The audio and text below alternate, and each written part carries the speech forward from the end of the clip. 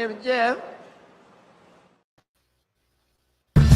Dealing with the crew now. Phantom X, Big Dog Jake. Stories from the streets we tell. MMA crease, no fake. Late nights under city lights. Laughter echoes through the air. Real talk and verbal fights. Homie bond beyond compare. For the homies we ride. Together side by side. Podcast loud and clear. Every episode's a vibe. Memories and tales of old. Legends grow, the stories unfold.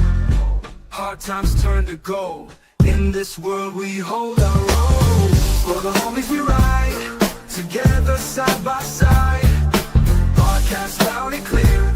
Every episode's a vibe.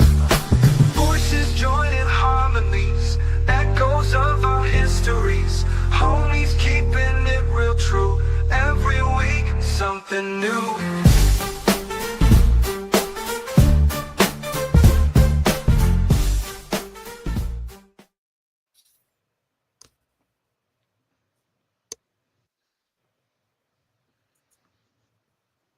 Awkward silence. He's trying to. Here it goes.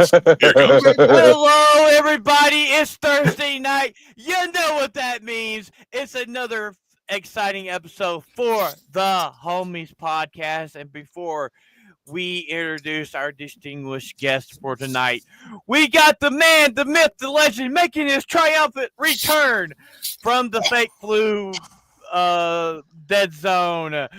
Welcome back, our brother from another mother, Big Dog Jake. Let's go. Yes, sir. It's good to be back. It is good to be back. As you guys might know, I was ill for a period of time, and it put me on my ass. Luckily, I was able to get well, thank the Lord. Like, basically the day that my wife and I were coming to stay at my parents' house. We were doing a lot of cleaning in the past couple weeks. Like, this studio space is now basically cleared out. I have plenty of room. But man, I hated being sick for like 5 weeks. I hated it so much. I feel like I haven't been sick in years, like since before lockdowns.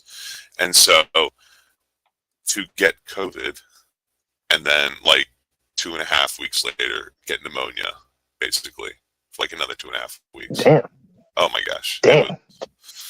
It was rough. It was rough. But you know what? I am so glad to be back. So glad to be back. And I'm so glad to officially announce on the show, as you guys might have heard, that Liquid Ebola, our good friend Ebola, who, when I'm not around, produces the show and helps hold things down, is officially the now fourth chair on the official For the Homies podcast. So I would just like to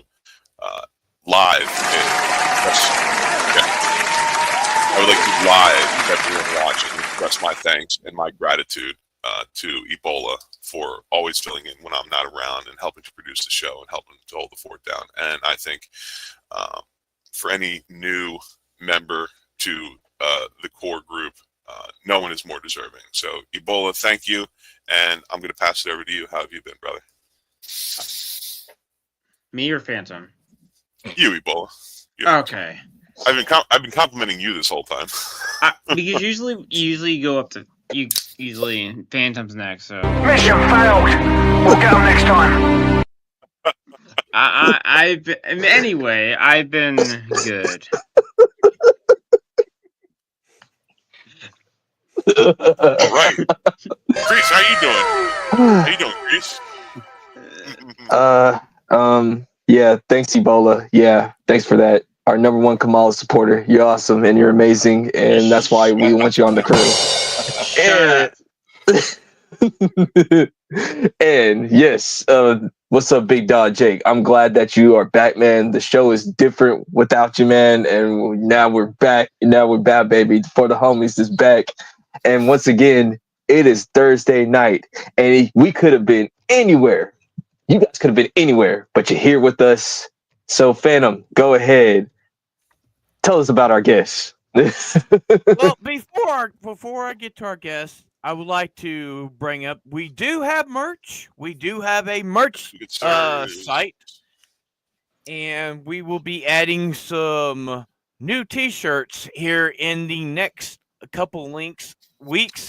The link for our merch is the pinned comment, and it's the first comment in the description down below. We will be adding a little bit more stuff here.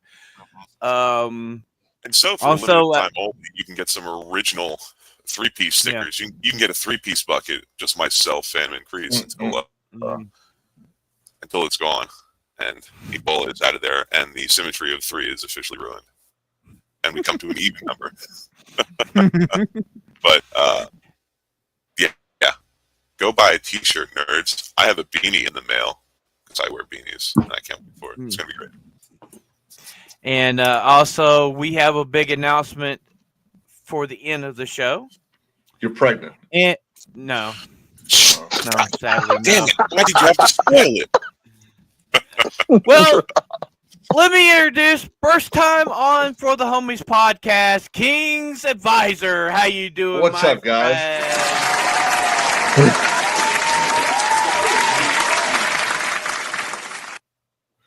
A lot of applause.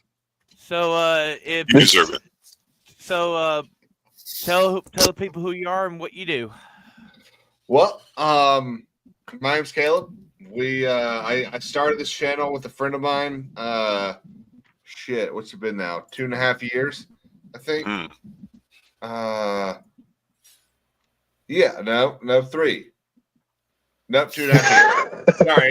But how long has how long has House of the Dragon been out? 2022, summer 22. Yeah. Season 1 came out. Yeah. Very much so. Yeah, so 2.5 years. We were big Game of Thrones fans. We were watching it while and then also watching Rings of Power, and we'd spend hours just kind of talking about like this is the shit that's wrong with this. This was wrong with this. They're not doing this correct. The Harfoot this, Harfoot that. They're like, let's just do like a fucking YouTube channel and talk about it. Absolutely. So we did that for a little while, and then he had to break off to go live his life, and I kept going. And yeah, it's been a wild ride. Right on, bro. That's what's Hey, up. so how's our chat doing tonight? Our chat's doing well, and you know what? Not to pat myself on the back or anything, but people seem damn stoked that I'm back. You gamers, hailing myself, Nagrinal, excuse me, Night Saber, and Night Saber is here. Night Saber is so good to see you. Nagrinal, the master. Three finger. Me. Yeah. I must have missed that. I must have missed that show. You guys have to tell me later. Nagrinal, the king. We will talk about that after streams. That's after dark. We're in Bly. One of my favorites from across the pond is here. I hope you appreciate the fact that we moved the show an hour back. Now that I know that the UK is going to move an hour forward, which I thought with them being Greenwich Mean Time, they would never adjust for daylight savings, which I think is weird. But anyways. Excuse me. And then, like I said, people are clapping. They're happy to see me back. Saying the dog is back, etc. and so forth. Oh, talk about brother. I know. This guy stinks. This guy stinks. And people are also congratulating Ebola, which I'm all for. I know Ebola doesn't accept compliments well, but he truly deserves everything that has been earned. Absolutely. And our guest from last week, Jeff Up North, is in the chat. What's up, nerd? So good to see you. You know what Ebola deserves? These donuts are great. Jelly-filled are my favorite. Nothing beats a jelly-filled donut. I'm so glad the rest of that clip is not there. Oh man. Yeah. Okay. Good. I just got to say this one for the chat. All right. Tonight we actually are sort of like on vacation, sort of. So like This is actually a relaxed stream. This is just like we're gonna just talk random subjects. I know it's crazy. It's crazy. They said like, yo, King, Crease, come on, man. Like you already know you like doing strokes. I understand, but you know what? We're just gonna have fun tonight because you know what? There's not a whole bunch of news right now. So yeah. So like, what you guys want to talk about? Like, Well, we do have a couple of things. Well, our guest has some stuff that he would like to talk about. So, King, if you would like to, Yeah. So I don't know if I don't know how big Game of Thrones fans y'all are. I'm quite a decently sized, I would say. I have So some of the seasons, not all of them. Yes. Okay. So I have You're I've read every book. I've watched the first show several times, second show 2 or 3 times. And the couple of months ago, yeah, probably about 4 or 5 months ago, they announced that they were going to be making a video game. And it's a mobile game that's also going to come out on Steam. And I think they said consoles as well. And I think we've all kind of figured out that one of the issues with making video games to go across every platform is you basically have to make it for the lowest common denominator. Yeah. And that's a pretty high number when you're dealing with console and computers. But when you start throwing in something like iPhones, I mean they're not that great for video games. They're fun if you want to just sit there and play Bejeweled and swipe it left and right. But when you want to start getting actual video games in there, they just can't do it. No matter what Xbox or PlayStation say, oh, we've got these really cool adapter things you can plug into your phone and you can play Call of Duty on it. No one playing Call of Duty mobile thinks it looks like Call of Duty on your PC. Oh, absolutely. and as someone who has been primarily a PC gamer since I was 11, basically, when I built my first gaming PC. Oh, wow. I know exactly what you're saying when it comes to being like excited for a game potentially, but then finding out that it's going to be on so many platforms, especially if it's a mobile game that's going to be available on consoles and PC. Like when it comes to, let's take iPhones for instance, because it would be on the App Store to download or purchase, download, and play. There's really a dearth of power because yes, you can have the latest iPhone, and those are pretty powerful, and they can run a decent graphics engine with decent mechanics. Of course, they're all Bluetooth, and you can download tons of games where you can take like an Xbox controller or a PlayStation 5 controller and Bluetooth it to your phone and control it that way. But like you said, vast majority of people are not doing that.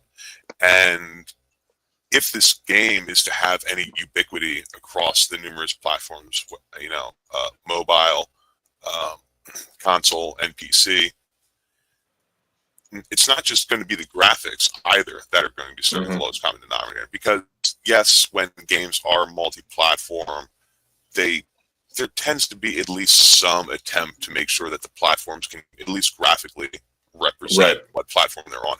But mechanics-wise, since it's going to be available for phones, that lowest common denominator of having your phone, and maybe you're holding it like this and using 2 thumbs, but you also have to potentially control it, design it to be controlled vertically. And even if you don't, you have 2 thumbs, and they can do like the little arrow trackpad in the corner, or a little ABXY button pad in the corner. But like you were saying, there's Call of Duty Mobile, and anybody who says to themselves that, I just got like a DualSense controller and I Bluetooth it to my iPhone, and then I mirror my screen onto my 75-inch OLED TV, and I play it and it works fine. It's like, yeah, but you went through all that trouble. You probably should have just bought like an Xbox Series S, for instance, and gotten the latest Call of Duty, and it would have played just fine. Absolutely. So I did see that the Game of Thrones game was coming out, and there were people that were excited because the story could probably be quite good, but mechanically, I am concerned. I'm concerned that it would just be boring for someone like me, like on a PC or anybody out there, keyboard and mouse. It would suck. Yeah. So I'm sharing it now, and Sure, we don't need to watch the whole thing. But one of the things I want to look at here is Throw in a private chat. I'll pull it up. I have it on. He's sharing it. Sharing my screen. Oh, sure, absolutely. Let's see what we got here. So I've got this set up for 4K. So I mean, obviously, the very first image might not be where we want, but if we the thing that this bugs me, just graphically. I mean, let's look at these flowers right here. They're blocks. They're not. They don't look like flowers. You already see that, and this isn't releasing tomorrow. This is probably maybe pre-beta, post-beta, but it's not going to get much better than this. Right. It looks like like Elder Scrolls from the original Xbox. Yeah, or the Elder Scrolls game they tried to do on the iPhone. The Blades or something like that. Elder Scroll Blades. Yeah. But this is the thing that annoys me about this is so this is supposed to take place season 4. So at the end of season 3, Robb Stark's been killed. Yes. The Boltons have become the senior house in the North. With what was the senior Bolton's name? Not Ramsay. Ramsay no, Ramsay's his bastard. But it's the game is set in the time frame of Game of Thrones. So it's the most tumult with the most amount of factions. Yeah. So Roose Bolton is now Warden of the North. The what are they called? The Greyjoys are in open rebellion, and that's what this chick right here is. She's a Greyjoy. Okay. Or she is at least pledged to House Greyjoy. So right here, these I don't know about this guy, but these two people are soldiers for House Bolton. They're wearing the flayed man on their chests, which means they are theoretically serving the king. The Greyjoy, which I could take all the credit, but the plan was largely Lord Ramsay's. I'm also not a big fan of the dialogue, but that can get fixed and whatnot. But this is her. Yeah. Don't have a super big issue with it being a woman because the Greyjoys were known for that. Right. There's a primary character in the Greyjoy family who is a woman. But this is a Greyjoy sigil, and there's 2 other female Greyjoys in the book. There's one in the movie, in the show. Yes. And this is not one of them. Right. And so my issue would be, where are you? As you go through the video, it is very clear that she is at odds with the Boltons, but that she is coming to warn the king about a plot against the king. It's like, no. That doesn't make any sense because the Greyjoys do not like the king. The entire island of Pike, or islands of Pike, would want them dead. Right. So why is an Ironborn coming to warn the king? And then why is an Ironborn trying to stop the Boltons? And also, how the hell did an Ironborn get into the Red Keep and not get Yeah. killed or captured. Yeah, exactly. How did they somehow sail to King's Landing and then get inside the Red Keep to warn them? Yeah, well, so that's the point. There, further in the trailer, let's call it, it's made very clear that they sailed to the Red Keep. But it's like, no, you got a black and red or black and gold sail on your ship. You're getting nuked. Yeah, so, the moment they saw it crest the horizon, they would be readying people to take it out. They would not have a chance to get to shallow. This is the combat system. Yeah, let's see what we got here. Okay. It reminds me of like Dragon's Dogma a little bit, but I can see that it obviously has inspiration. Well, and this is as well. Yeah, this is obviously off of the Steam because that's a F key. Yeah. There's function keys. Yeah. This is off of the Steam early access that they're I think dropping in the next couple of months. Okay. So yeah, I mean it's very like taggy. Do you know if the system is like true action combat or if it's closer to a tab targeting system like World of Warcraft, but that is animated to kind of emulate real-time combat? I don't. My guess is probably closer to trying to think of an example. Sure, take time. While you're thinking of that, one of the things I wanted to say was looking at the character that we were playing. As I think it was, UK Gamer said in the chat that we don't care that it's a woman because it fits the IP. That's something that I was thinking. Two things actually. One, I don't mind that there's a female Greyjoy that you're playing as because in the books and in the show there are Greyjoy women, and they hold their own. They hold their own just fine. But what I wanted to say was the graphic fidelity, as you pointed out, isn't amazing, but the art style is pretty consistent until you look at the face of this female Greyjoy you're playing, and I immediately think to myself, oh, these characters that you play are inspired by like Final Fantasy 14, for instance. I was thinking the same thing. They're very all the characters are very like JRPG. Yes, they're very JRPG, little chibi. They look like they have no soul.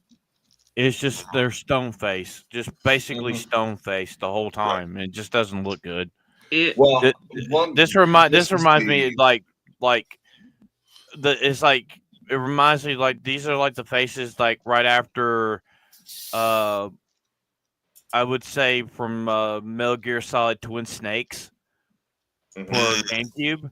That is the same. It looks the faces look the same, just like they had overreach Botox or some shit. Yeah, they're not super emotive. They're not super emotive, and it looks like at least for the primary characters that are being used in the dialogue that they've reset to like a neutral animation, which is typical. So when they're talking, their mouths are moving and there's a little bit of emoting with the brows and things like that. But when they're done talking, they kind of reset to like this just flat, empty face. And then when the next line of dialogue kicks in, the facial animations change to match when they're talking, and then it goes back to normal. That's a little. That's like what 2010, 2011.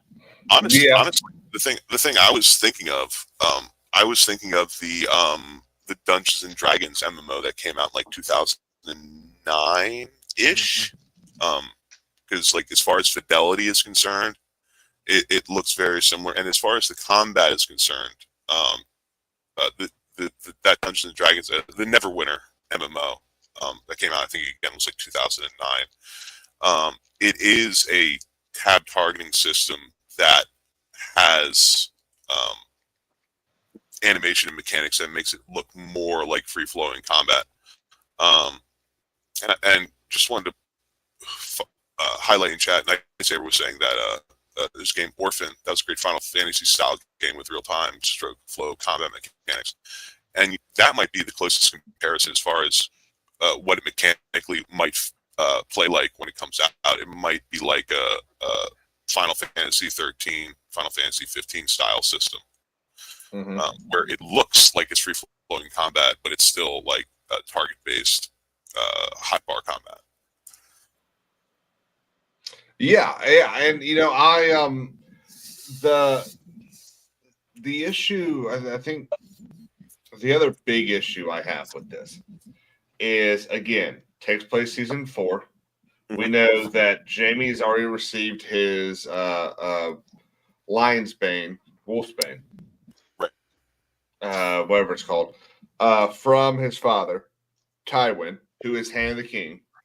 Yes. And after Jamie receives this thing from this girl, she wants an audience with the king, and so I found this whole yeah, what the fuck? Again, What? but yeah, this is Looks the way like Kingpin. Varys talks. They did our favorite eunuch Varys bad. Gardens just now. Only the voice of Lord Rye. Brother, Confessing to his part in the plot against Lord what's Rye. that? Not a fan of. Yeah, not a fan of the accents they use in this, but they so Varys hops in here, basically confirms what the chick's saying, and Jamie arrests the guy and says, "Yeah, you can talk to the king." And so, I mean, look at the clothes themselves. It's just flat. There's no texture, no nothing to it. God, this reminds me of a game from like the late early 2000s, the beginning of 2010, 2011. This is terrible. I'll tell you, I bet you can place this this scene in episode 3 or 4 of season 4, because this is Cersei on the throne and she's wearing black. Okay. But the problem is, there is not a snowball's chance in hell that Cersei would have been sitting on the throne while Tywin was still the Hand of the King. That is exactly what I was thinking. No, while Tywin is still alive, there's absolutely no chance. Well, I'll tell you what I think is funny. The best character animation is Cersei. They have clearly spent so much more time on her than Varys. Well, main character. That's why it's main character. Right, but they'll work harder to make they'll make the main characters more recognizable, so people say, "Okay, that's Cersei, and that's Jon Snow and stuff like that." Well, Phantom. We saw Varys, we saw Jamie, and it's obvious that one for voice acting, they tried to get voice actors that sounded very as similar as possible to the actors who depicted them in the show, and then obviously they're modeling how the characters look based on the actors from the show. But Phantom, to your point, Jamie and Cersei, I would argue in the show, which is what most people who are going to play this game are going to know, they're about kind of equal as far as importance in the story and screen time in the story. And Cersei looks way more detailed compared to Jamie. Like, so far, Cersei, excuse me, is the only character I've seen that has, at least in her face, has been designed to look as close to the actor as the engine can do. She doesn't have that kind of like chibi Final Fantasy 14 style design. She looks more like they were going for a realistic, a realism. As best they could with the action. Now the big question is, will we get her to be butt naked walking down the No, because you didn't even get that in the show because it wasn't her. I know, but it's a And- video game. Would we know? Would we care? No. Well, and then there's also the practical reason, which is in order to get this on iOS, there could not be any Yeah. Oh, nudity. definitely. There could not be No, any. no. I know Kind people of- sometimes sneak things. But I'm sorry, Ebola. Just let me say this real quick. I know sometimes people sneak things by on the Google Play Store. So there are some, from what I'm aware, there are some games that contain nudity or like quite explicit content on the Android App Store, on the Google Play Store. But they do get taken down. The App Store, though, like Apple, does not like. They do not put up with that. Like there they'll could fuck not around be with any that type of shit. explicit content. So I'm actually kind of interested in, because it's an RPG with with like selectable dialogue and voice acted characters. I'm kind of interested in what the writing is going to be like. Is it going to be as adult as the show or the books, for instance? I don't think so. I don't think so. Yeah, I mean, I don't think you're gonna see Jamie assaulting Cersei, but I think this is gonna probably be about as mature as Assassin's Creed.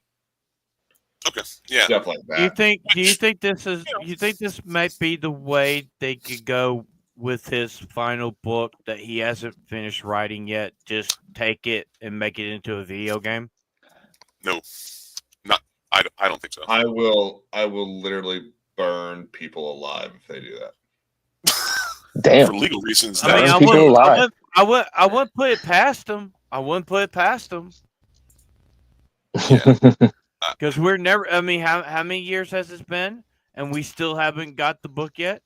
Like 5,000 days or something. I'm not amused. Actually, we may have hit 5,000 days by now. Sophie. Shout out, Sophie. Good to see you, my friend. Yeah. Yeah. So, is this game multiplayer? I don't think so. I think it's okay. So this would be a single player game. So, even so, it's taking place at least at the start in the time frame that you mentioned earlier. But yeah, it's been 5,003 days since Dance with Dragons. Oh wow, you were really close. You were off by 5,300 days. I've got a oh, I see. Counter here. My goodness. Oh, okay. But regarding what you were saying, Phantom, about would there in the game be like content? I guess that would be like what the last book might be. It's taking, the game is set and is taking place like KingsAdvisors said, basically in season 4, and they probably chose that because, like I stated earlier, it's the time frame where there are the most factions and the most tumult between them. Because obviously, things are much more tense the further into the series you go, but there's less factions around, there's less people. And in order to keep the game as vast as it's going to be, you kind of have to keep it, excuse me, you kind of have to keep it in the time frame in which it is set. I don't think that this is going to advance very far. However, I imagine there's some creative freedom. Well, and that's the thing that my understanding is George's involvement was basically just selecting a time and giving okays for certain storylines. Right, but he's not heavily involved in it, and he's not. He's supposed to be, as we all know, he's supposed to be writing his fucking book. But come on, King! You gotta remember, he had to go open up a bar. He had to go open. He has to open up a bar. He also was busy writing the story for Elden Ring. Yeah. So, I mean, speaking of less people, like I think we could transition to like one of the subjects like that's been crazy because this little girl will just not be quiet. Her name is called Rachel Ziegler. and like her Oh, for freaking Snow White or whatever. Like, let me tell you something about this chick. Like, she's such a narcissist. Like, she'll even say that, like, she'll show up to her own movie celebrating her own name in an empty theater that actually happened. So I will argue that I am an extreme realist, and let's be honest. If we were in a movie, would we not be excited when we saw our names pop up in credits? I'd be pretty ecstatic. This is true. So this is true. Yeah, if it was our first movie. Yeah, this but ain't it's her also, first movie. It's also the why are you recording yourself? That's where the narcissism is. Thank you. Yeah. Thank you. Phantom, I see what you're saying, but honestly, even if it was my 10th movie, I would be super stoked to see my name in the credits. However, what KingsAdvisors said about why is she filming it, that's what rubs me the wrong way. And it's like Isaac retweeting himself I've heard multiple that you times. like being rubbed the wrong way by Rachel Zegler.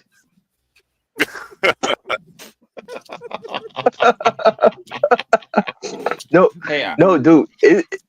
Like, I think I left the article in the chat, Jake. But like, this girl was just a handful. Like they literally said that she was so hard to work with. Yes. Like, she almost got Gal Gadot with death threats because, like, she, like they told her, like, yo, can you please take down the, her rhetoric can you please towards Gal was harsh, and her fantards were literally going over there and like harassing the shit out of her. Yeah, I don't understand that. Yeah, I don't understand it either. I mean, first because I'm a person who, like, I guess I could logically follow why you'd give, like in a Socratic way, I can logically follow why you'd send death threats to someone you don't know. But from just a human being standpoint, I don't understand that.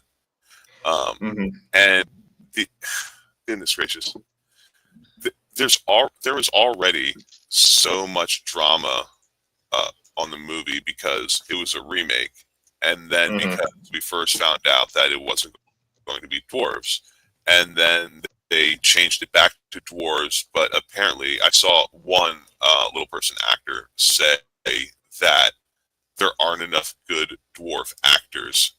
His quote. That's crazy. Well, again, everything comes back to Game of Thrones. Peter Dinklage. Peter Dinklage got on his normal size soapbox and started yelling at. Well, I didn't say this. Well, started yelling about how it wasn't politically correct. It wasn't fair to dwarves who are actors and all these people that the only roles they ever get are little people in movies. And it's look at how he got his money. Because for some reason, like Brad Williams says, they all got together and elected him king.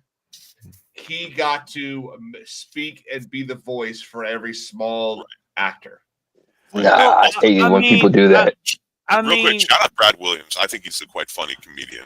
And he makes a great point with that joke.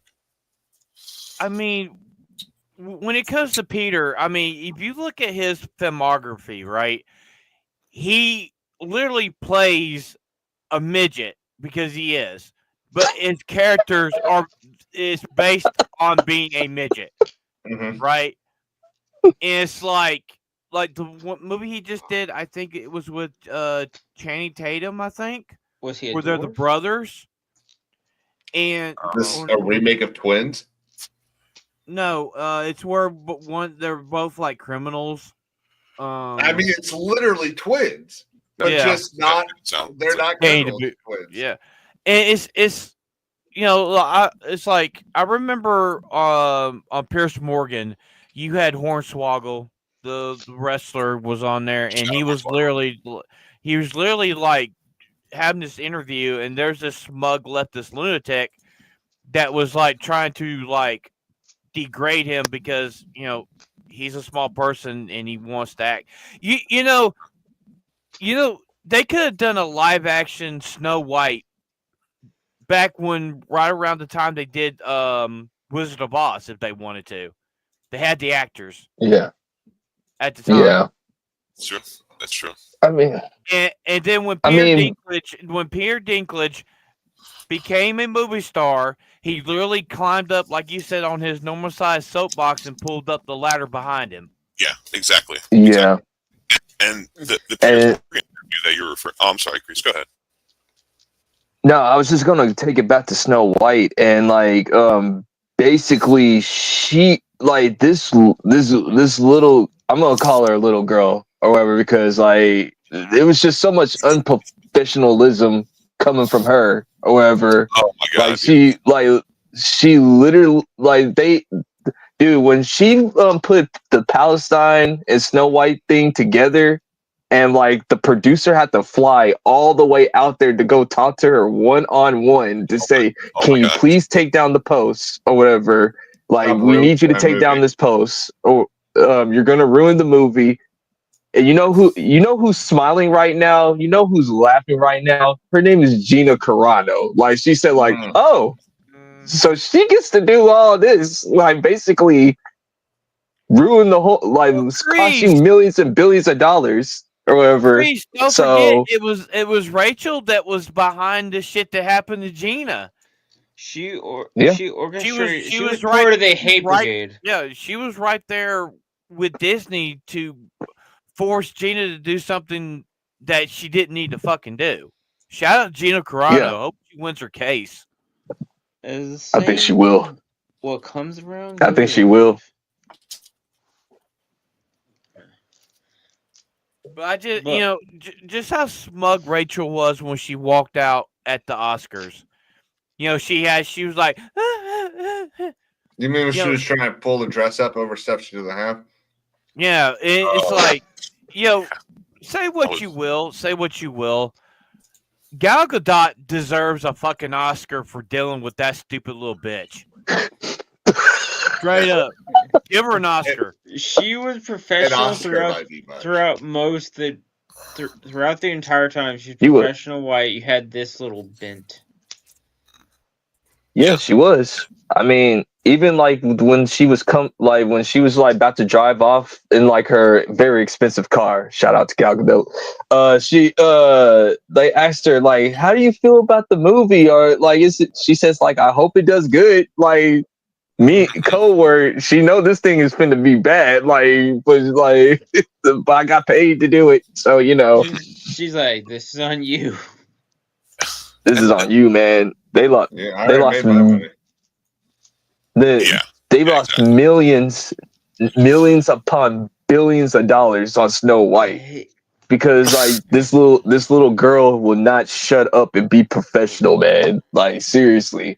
They said, like, I believe one of the people that was putting out the information said like the moment when she said weird, that's when Disney lost the control over her or whatever. That's what they said. Their big problem, and Amazon has a similar problem with Richardson. Richardson just isn't as annoying.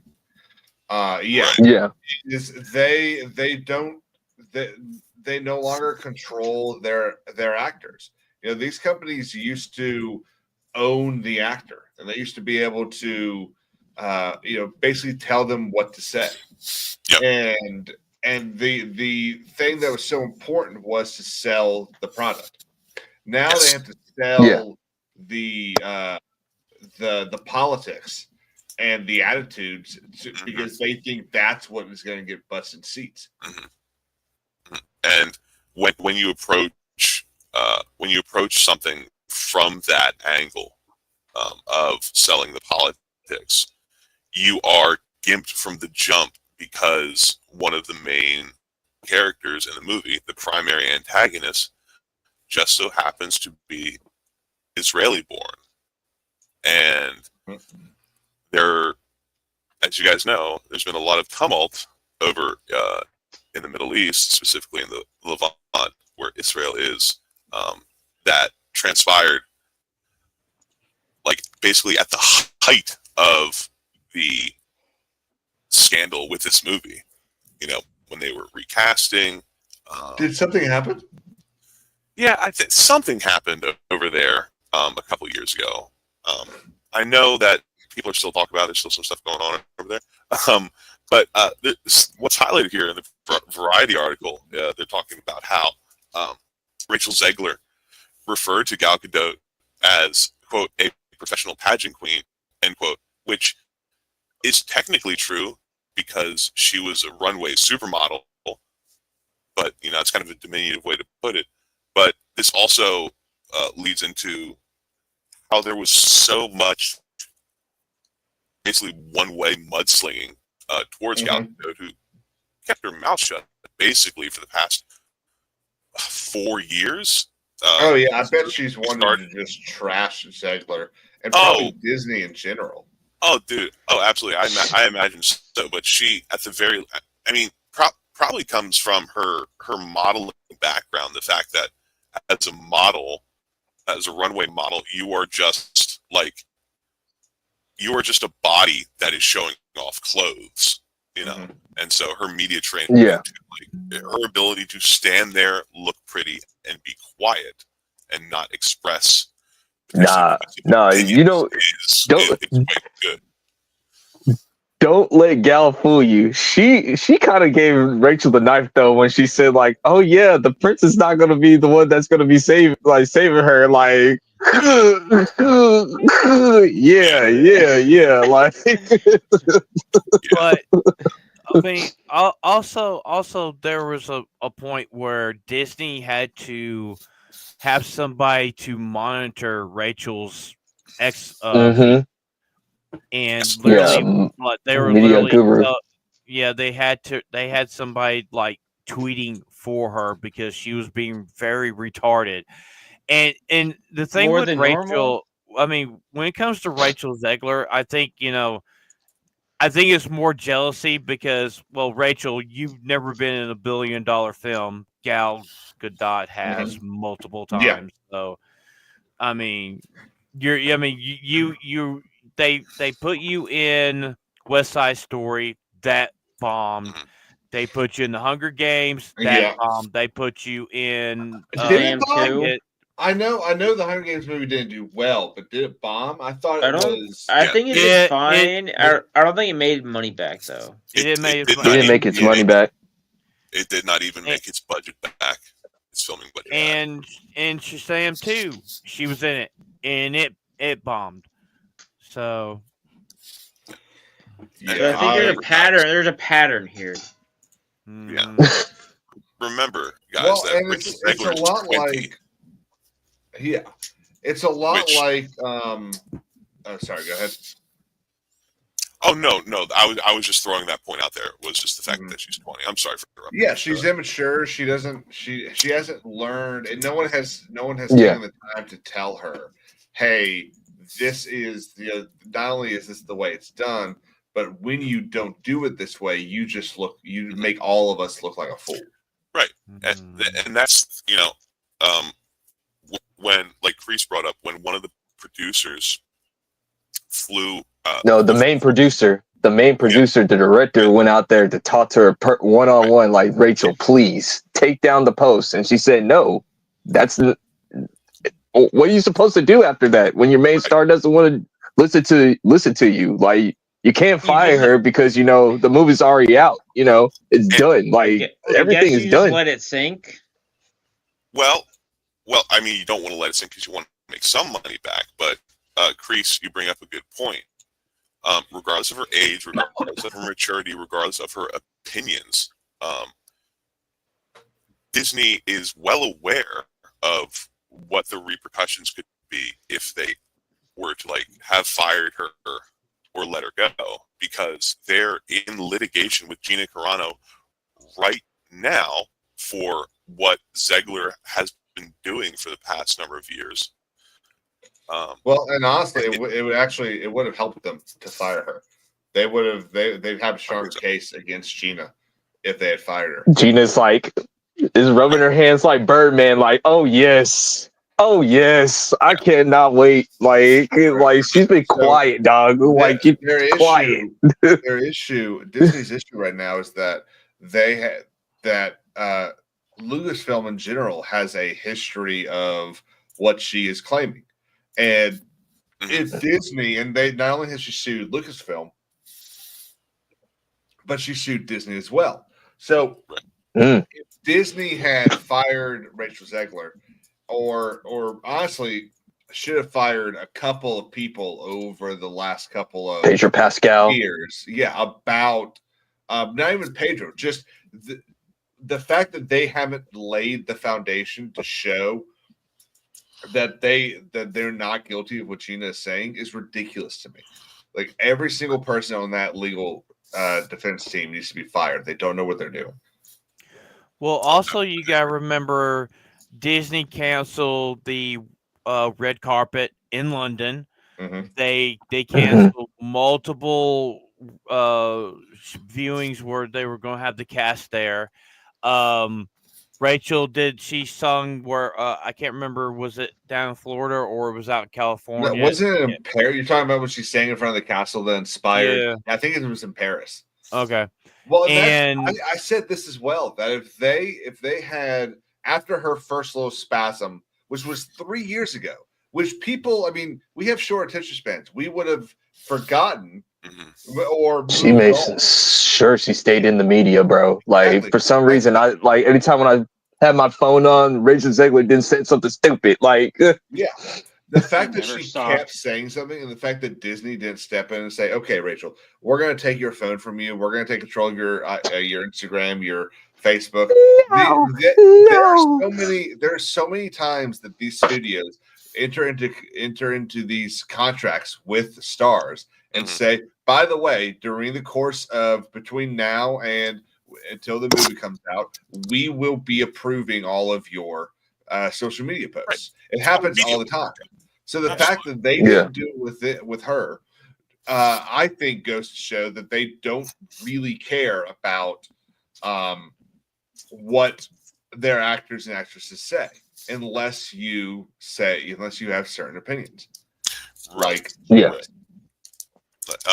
and related to that, Yukin Gamer says in the chat, he thinks it's a bigger help to Gina's case that they have not fired Rachel Zegler, saying Gina now has proof that Disney is anti-Christian, and following up by saying Zegler was not fired for her anti-Jewish rhetoric.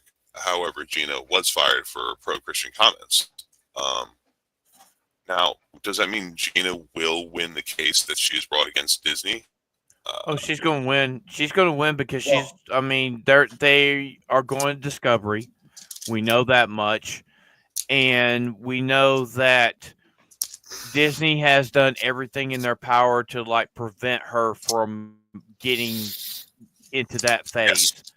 Yes, Disney, the one thing that Disney absolutely did not want was Discovery. And when Gina announced back in February, we spoke about this on the show, that they've gotten to the point where they are in Discovery and they are finding things. And coming up soon here around April is when she insinuated that.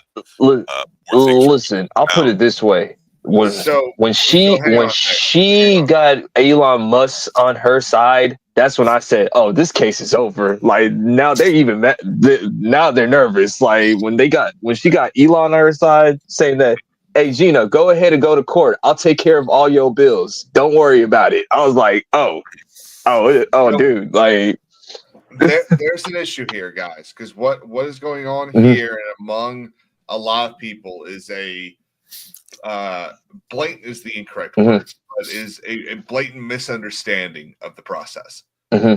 So yes, they have entered into Discovery right now. They are going through Discovery. There is not a single chance in hell you are going to see a single document absolutely in that Discovery from Disney for several reasons. One, let's go to the very top of the conspiracy idea that no one wants us to see that, Kathleen Kennedy said, I hate this, yeah. Second, no client is worth your bar license. If absolutely. If Gina's attorneys for sure leak anything, they will be disbarred. Of course. So none of that. We're not going to see almost any of that stuff. Right. The only chance in hell we settle. haven't seen any of it is if they actually go to trial. Right. The other issue is there's a lot of the calls to action, a lot of the causes of action.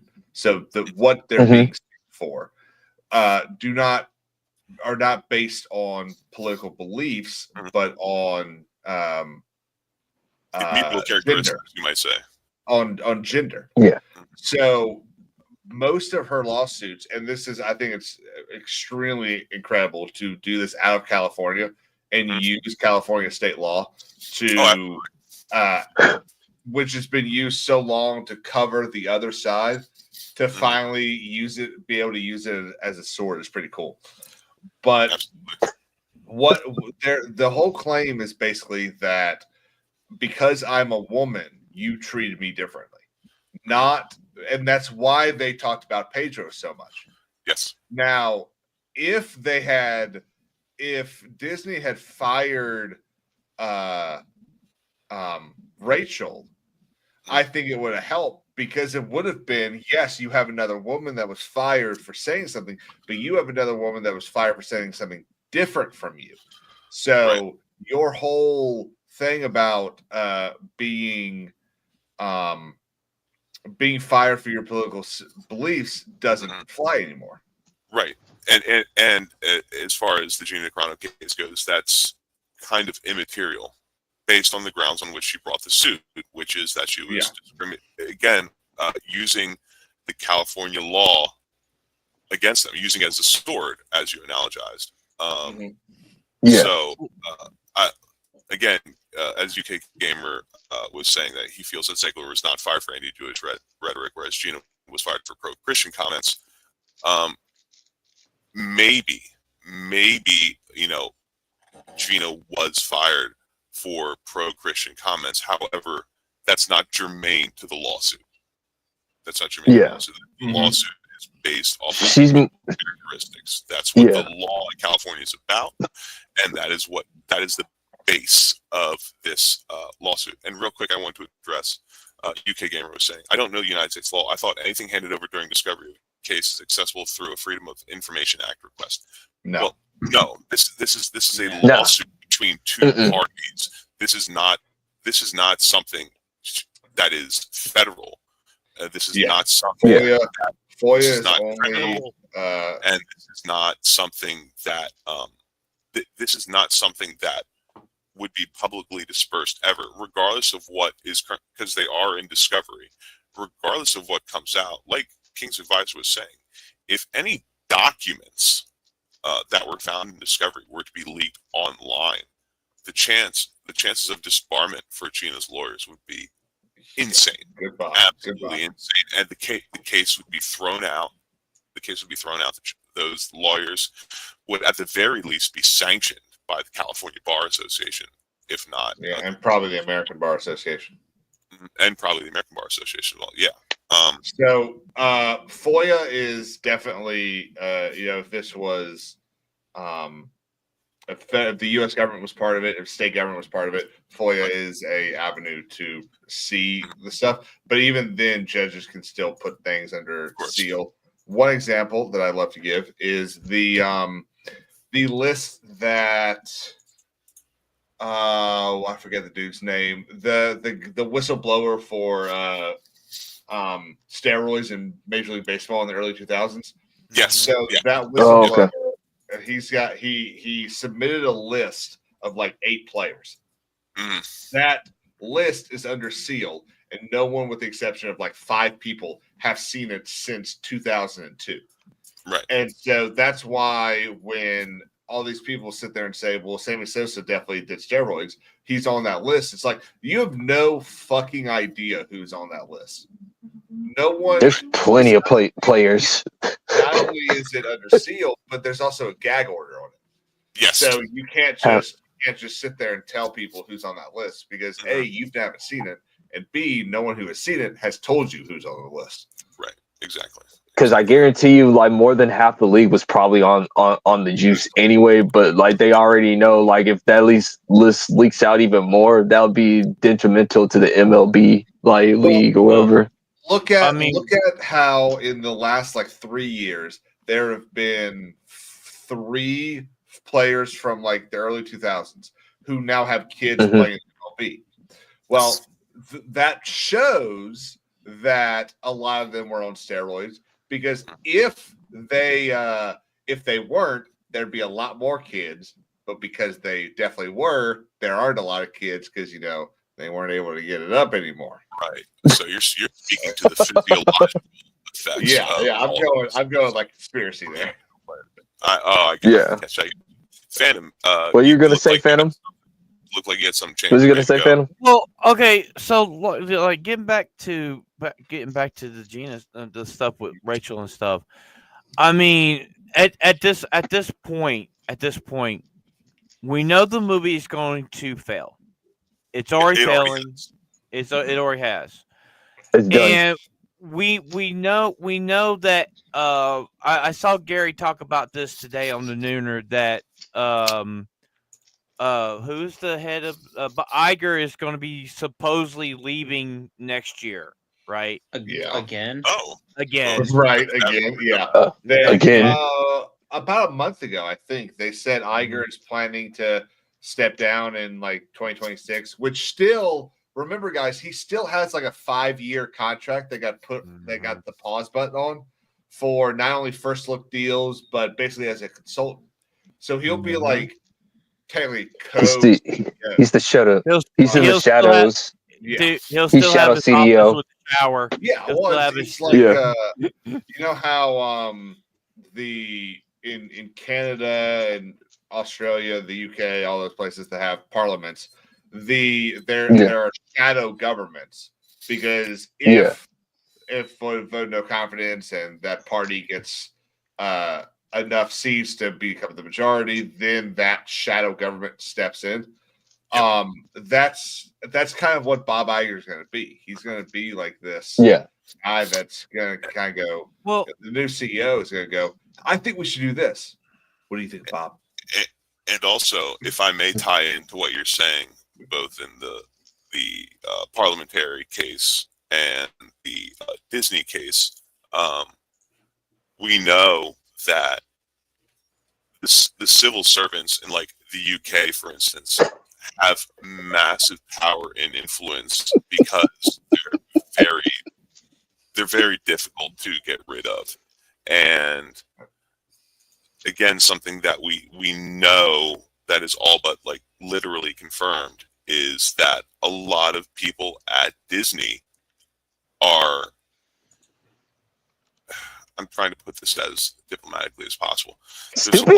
There's a lot of people at Disney that I'll couch it in terms of that they very much disliked, which is a kind way of putting it, Ron DeSantis was trying to and eventually succeeded doing. Disney. And you could think of and you can analogize it as Bob Iger being the prime minister of the party that's currently in power, and like various writers and producers as being like the civil servants that it's very difficult to get rid of and kind of keep. I got something to say about that, something real quick, big dog. Like, I'm glad that you said that, because like, you know what? I got to shout out to Bob Chapek, because he saw what was coming. Like, he saw like they were finna like throw him under the bus, and so like this is me personally. I think he took their tax credits out on purpose because he knew that he was finna get fired or whatever. So like, you know, that's why he just said like, you know what? If I'm going down, all of you guys are going down. So okay, so I'm sorry, Phantom. Go ahead. Okay, so to like start wrapping this up a little bit, So Vetlaw sent me a video of a video game and about Snow White, and it's called When One Snow White Falls, Another One Rises. So if you can pull that Oh, up, nice. look at it. Don't worry. Yeah. Don't worry. I got it for you guys. Mm. This video. Sounds like Hydra. Right? Yeah. This video was covered by. If you guys don't know who V is, Romanian V. Yeah. He covered this, and let me see if I can just get to the part of the video where he plays the trailer. Now, as Phantom said, when one falls, another one rises in its place, and this is the primary example right here. So here's Romanian video. I'm just going to mute the audio, but we can see what this is. This looks like a Bayonetta style, if you will, character action fighter. The character is, enhanced because, they're trying to have that sort of sex appeal that like Bayonetta, again, for instance, had. But when you look at certain features of her, the haircut, the color of the hair, the color scheme of the outfit, things like that, it's very, very much, very much supposed to be the original Snow White from 1937. Disregard the chest, the hair, the bow, the blue dress that she's wearing. Someone, obviously, the person developing this took massive inspiration from the original 1937 Disney Snow White and the Seven Dwarfs, and they're making a spectacle fighter. Dude, this looks better than that Game of Thrones shit we saw earlier. Can I just say one thing? I'm going to see if I can find it. Looking at Snow White right there.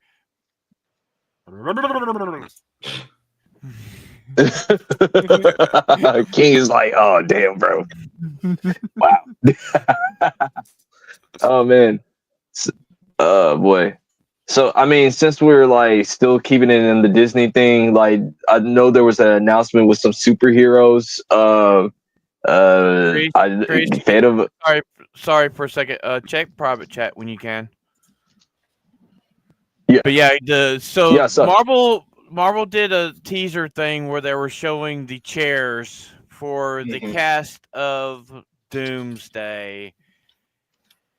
A lot of returning from a lot of the Fox characters are in this movie, and I saw on Daily today there's only 3-4 women that are part of this.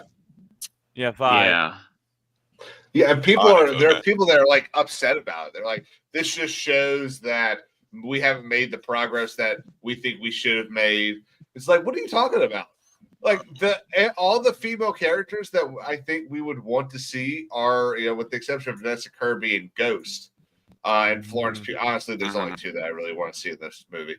But I feel like everyone that has a role is there. There's no need to have people. There's no need to have the woman power scene that you did in Infinity War, or Endgame. And there's no need to throw in a bunch of female characters just so you can pass the Bergdahl test. Yeah. And have equal representation. It's bullshit. Yeah. People don't want to see the MCU. They want to see the MC. It's fucking ridiculous. So I watched it. And I thought it was retarded because I just went over and watched it when Gary was doing with Frank Gore. Yeah, I know. I said Frank, but it was so retarded. And then we already know who Robert Downey Jr. is going to play. And I'm not calm. I gotta breathe. But full of visual aid for everyone. Yeah. Yeah. I really those feel are like the pictures. they. I mean, the movie hasn't even started filming yet.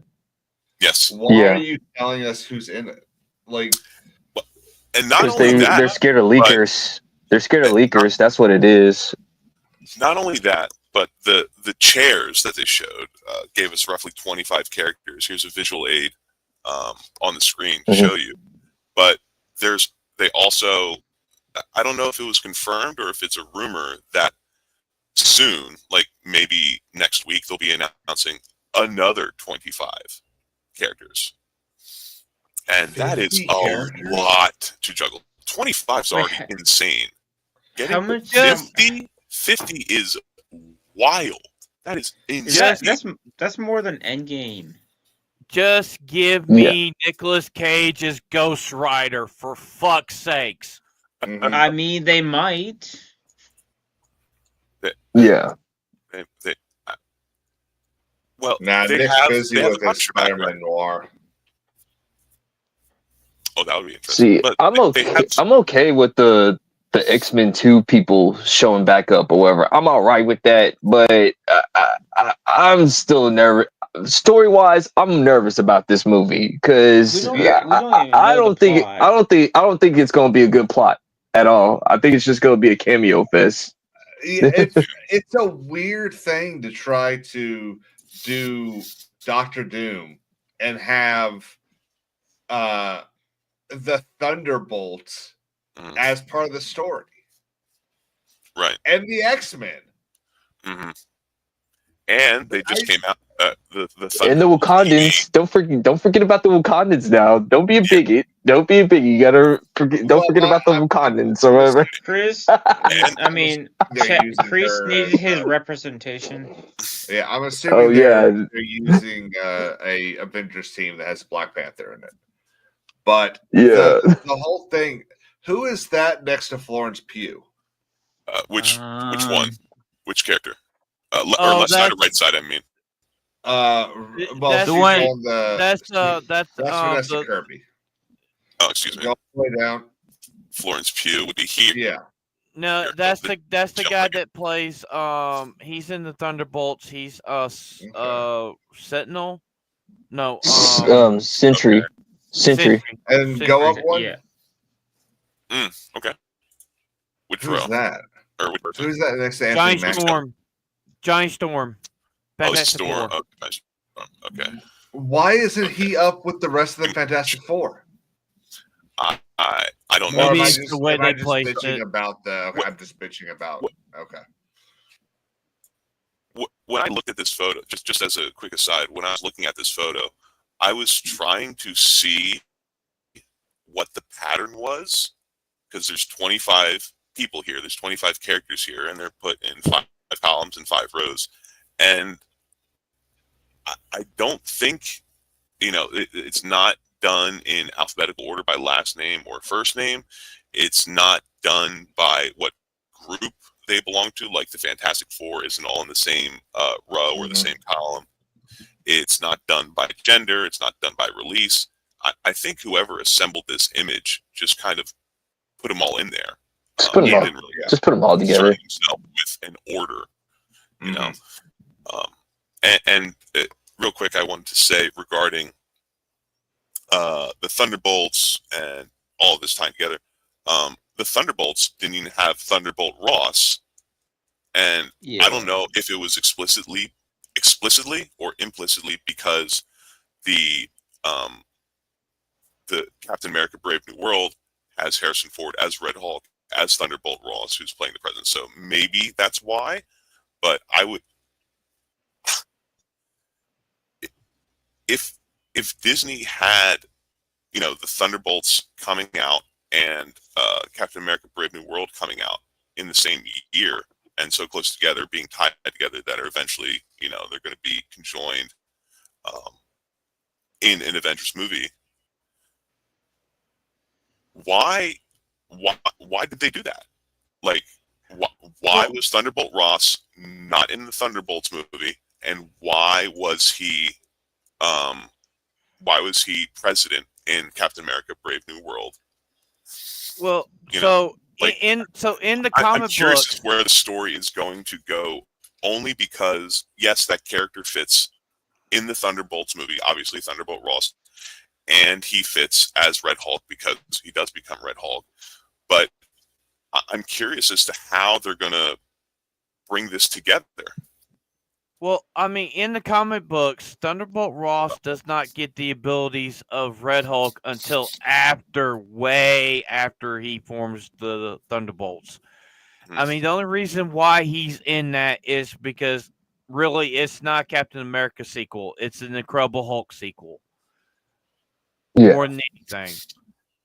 And I got to see it because somebody uploaded it up on YouTube, so I have seen it, and it's fucking retarded. What, the Thunderbolts? No, No. Black Brave New Captain World. America. Black World. African American. Oh, Yeah. okay. And it was god awful. I said this when they announced the Thunderbolts. I'm like, okay, so Ross is going to be in Captain America, but he's not going to be in the movie that's his name. And Something tells me that it's going to be a prequel. I think this is going to be. I think the Thunderbolts is a prequel to Brave New World, in my opinion. By the way, it's supposed to be after the events of Brave New World. It's after the events. I don't know, man. Like something is telling me. Bucky is a damn senator. He's a fucking senator. That's what I'm saying. Cause I'm just saying this. Like, let's just play a little bit of a what if. Let's just play a little bit of a what if. Like, what if like the like Bucky was doing this vigilante work, and then he decided to change at the end of Thunderbolts to become a senator by the time Captain America 4 comes out. Okay, I do know that King, you gonna have to be leaving here pretty soon. Yeah, I do. Yeah. Do you have anything you'd like to shout out before you leave? Well, yeah. I don't want to completely change the topic, but I want to leave you with a topic that I think y'all will have some fun talking about. So, Jim Versalke, the head of Amazon MGM Studios, has resigned, and she will now be taking on a first look deal with them, meaning that she gets to basically look at, or depending on how they word it, either Amazon gets to look at every single project she comes up with, or she gets to look at every project that Amazon comes up with and say, yes, I'll work on that, or no, I won't work on that. What's funny is Hollywood has a history of using these deals to get annoying people out of their studios. Yes. They did it with there's actually a Supreme Court case about one of them. They did it with Clint Eastwood's first wife. And NBC was tired of dealing with her. So they set her up in an office on whatever studios over in LA, and they didn't accept a single script from her for like a year. And so she ended up suing, and I don't remember if she won or not. But I think this is a attempt by Bezos, I'm assuming Bezos, to right the ship of Amazon Studios, because most of what Amazon does is fine. Some of it is pretty dang good. But everything that she has been in charge of has been terrible. Like she was part of Rings of Power, Wheels of Time. She was the one that canceled the Conan series to do Wheel of Time. So all of everything that she has been like this is what we're doing has been terrible, and has never tracked more than I think the first week of its release. So, Kings, before you go, if I may get your opinion on one last thing. So, her being a part, or formerly, now in this case, being a head producer for MGM Studios, which Amazon acquired a little while ago, she was, as of a couple of days ago, going to be the primary producer for the James Bond series. And we know I guess it's been a month now, I think, at least, that the Broccoli family kind of stepped back from the James Bond series, and instead of being the primary producers, are going to be more an executive producer type role. And I am curious if you think that she was, what's the word I'm looking for? If she was incentivized to step down because, let's say, Bezos, for instance, they acquired MGM Studios. Deborah Broccoli and the Broccoli family stepped back as primary producers and are now more in the executive producer role. The last few Bond films, especially the most recent one, have not done well at all. Do you think that the Bezos or Bezos' team or whatever maybe incentivized her to step down because everything she touched was the opposite of the Midas touch, and the Bond haven't done, and the Bond movies haven't done very well, and Bezos is like, look, we have this now. We want this to do well. Your track record is garbage. We are not going to have you be the primary producer on this. I'm interested in your opinion. Yeah. So I hate to tell you, but you're slightly off on the background of Michael and Barbara. So Michael and Barbara were the when Cubby gained the rights, and Eon Productions, which was the Broccoli's production company, they had the creative control. So they were able to pick Bond, they were able to pick the story, they were able to pick the writer, all that stuff. The MGM just produced it. They released the movie under MGM and took 40, 56% of the money. Right. So what Amazon bought was the right to distribute the movie, basically.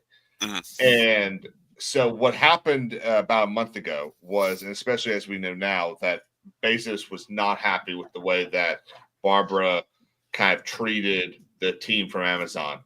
Yes. Oh, that's right. So he wanted her out. He wanted the Broccolis out. He was tired of, obviously he feels like this is kind of an antiquated system of having creatives and producers not part of the same team. Right. So he apparently paid whatever, to quote him, whatever it costs to get them out.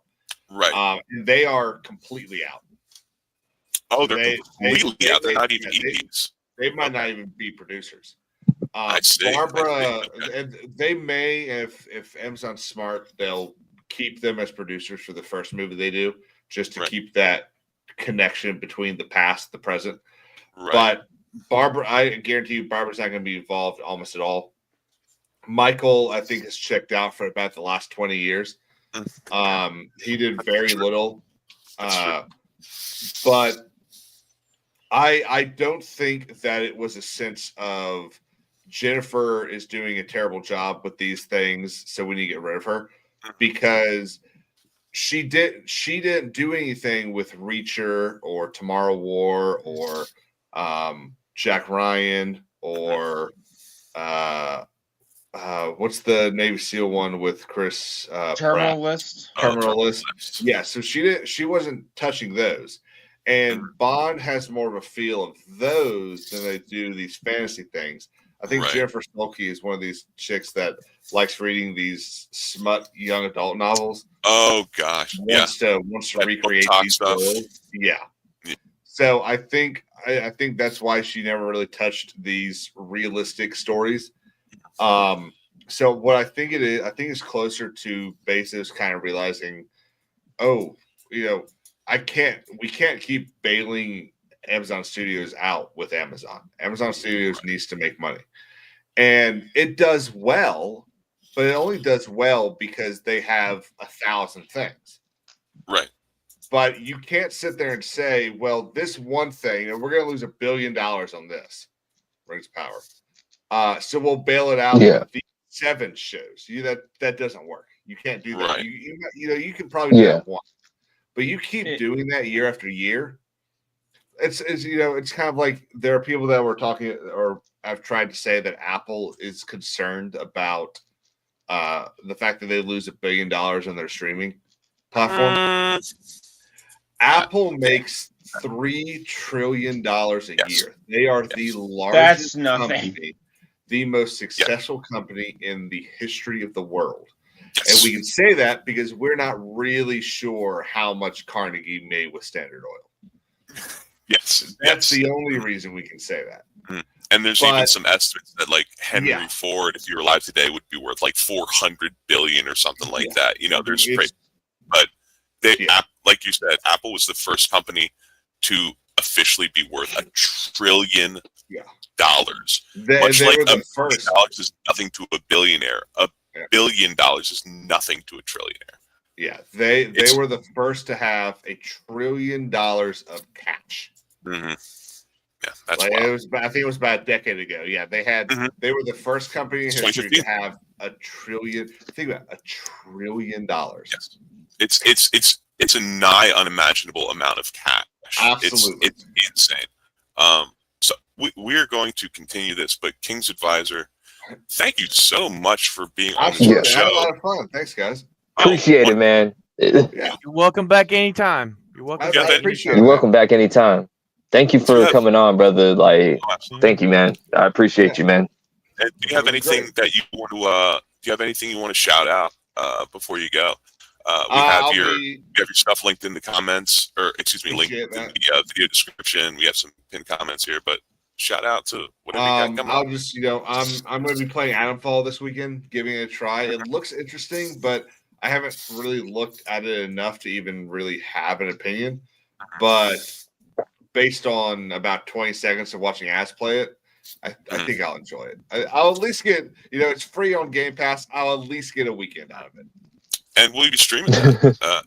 Where will you be streaming that, rather? Kick and YouTube. Oh, Kick and YouTube. Simultaneously. Okay, right on. Right on. Guys, thanks for having me. I wish I could have stayed longer, but unfortunately... No, it's okay, dude. Brother, you're absolutely It's okay, fine. bro. We appreciate you. Thank you for coming by, man. Peace out. Yeah, everybody, let's give King's Advisors some well-deserved applause. Thank you for coming on, and we will definitely have you back on the show again. Appreciate it. Peace out, guys. Be sure to follow him on Kick. Be sure to follow him on Kick. Peace out, man. Following nerds. Watch Adamfall. Yeah. He was awesome, dude. Really awesome. Real good. Real good. Absolutely. So, Chris, we got a big announcement. Something that we're about to launch, right? We're about to launch something this weekend. Oh, we're gonna get into that news. We're gonna get into that news. Sure. Oh, okay. Let's just break it. So, Phantom, me and Phantom have decided that we are going to do an anime show this Saturday, and we're it's gonna be happening 8:00 Central, 9:00 Eastern. It's gonna be for homies with the anime or anime with the homies. Anime with the homies. It's gonna be me, you. Yeah. It's gonna be Ebola and Vagabond, and basically we are just going to do our own thing on the homies on Saturday nights. And we're not only going to talk about anime. We're going to talk about Super Sentai. We're going to talk about Ultraman. We're going to talk about Kamen Rider. We're going to talk about stuff from Japan, entertainment from Japan. We're broadening our scope of what we're going to do on this channel. It's been a long time coming, but we're going to take our shot at this, and this will help build the channel, and it'll help us hone our skills a little bit more, and just make sure if you're not subscribe to the channel and join us Saturday night, and also join our Discord. Our Discord is popping right now, and we have a lot of fun in there, and we're going to be doing some Ultraman watch parties here pretty soon, because the new season of Ultraman is going to be starting up in the end of, I think, June, maybe beginning of July. And also We're coming up on our 1-year anniversary, guys. Yes, we We're are. less Oof. we're less than 2 months away from that. We're at episode 39. Next week's episode Oh 40, boy. and we have 12 weeks. Hmm 12 Well, weeks after next week. let's just say your boy got somebody special. Like I can't say anything. I can't say anything, but y'all guys are gonna want to tune in on this one, like for maybe an Oh, we hour, got some. maybe Hey, 2 dude, hours. we got somebody special for next week. We got somebody special for next Oh yeah, week. yeah, I finally secured what like somebody. So I can't say anything. You know, when it gets closer, like we'll reveal it. But like, yeah, I want to tell If people this, this. dude, unless he does it on his stream, we can't say right. nothing. Yeah, yeah. Be The careful. for the like when I mean for the homies podcast is finna be a big thing in the fellowship. I'm speaking this into existence, baby. It's gonna happen, baby. Where like some of your favorite YouTubers are gonna come on here. Hmm But just getting back into a little bit of pop culture, just to talk about a little bit more of the Avenger thing. There's an article of Kevin Feige not trusting the Russo brothers on this project, Phantom. So how do you feel about that, man? Like, do you feel like they're nervous? If he didn't trust them, why bring them back? Oh yeah, because their last 2 films were billion-dollar films. And hmm Gary made a good point about this. If you think Marvel's last 2 billion-dollar movies was Spider-Man No Way Home and Deadpool. And why is that? Cameos galore. It was Oh yeah. the cameos that saved the damn Oh movies. Maybe And That's what's and another thing that we were looking at this, and they're going to introduce more people. Now, there are 2 people I know they're not going to be part of it. And one is going to be Scarlett Johansson. She's done after the debacle with Black Widow, the Black Widow movie. And Brie she says she's Larson. dead. Brie Larson said she's done with Marvel also after the debacle of the Marvels. They're both done. Yeah. Right. They're both done. I mean, I wouldn't blame Brie Larson. I mean, part of it is also her fault, but part of it is also they didn't She wants really to do give her. other stuff. I mean, if you watch her interviews when she's not doing Marvel, she looks a bit happier compared to her interviews with Marvel. Everybody hates her, Ebola. They hate her as Captain Marvel. That I'm saying. Besides that, everyone hates her and she did a bunch of stupid crap. hmm Yeah, I think because Kevin Feige, just going back to this, Kevin Feige is like, we found out that Kevin Feige was the main person that was pushing Robbie Downey Jr. to come back to the MCU. He wanted him to come back as Doctor Doom. That's actually confirmed. Kevin Feige wanted Robert Downey Jr. to come back to the MCU, but Robert Downey Jr. wanted the Russo brothers to come back. Now, let's just be honest. The Russo brothers in their movies lately have been hot garbage. Like, they haven't been doing good.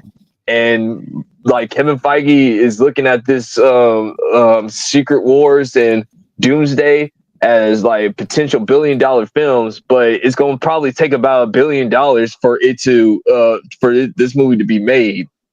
And it needs to at least make about $2 billion to make its money. So,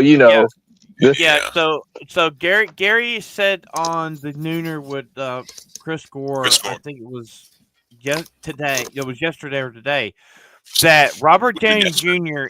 is going to be paid nearly $200 million for both movies. Right. Both movies. Right. And the potential half of that is going to. Half of that's also going to be paid to him for being probably the end credits of Fantastic Four. Now, so we know Chris Evans is coming back. Yes. In one of these movies, but they don't know if he's coming back. Storm or he's going to be Steve Rogers. We don't know yet. Or Captain Hydra. Or be Captain Hydra. I feel like that him coming back, he would probably be Steve Rogers. I have a feeling that it's going to be Steve Rogers or Steve Rogers adjacent. I think he's going to be Captain Hydra. And that's what I was going to say, Kreese, is that with him coming back, he's probably not going to be Boy Scout Captain America. It's probably going to be Captain Hydra. Probably going to be Captain Hydra. You know, Either it could be the world that Dr. Doom comes from. Could be the world where Germany won, right? Like the Hydra The world. mustache people won. Yeah. So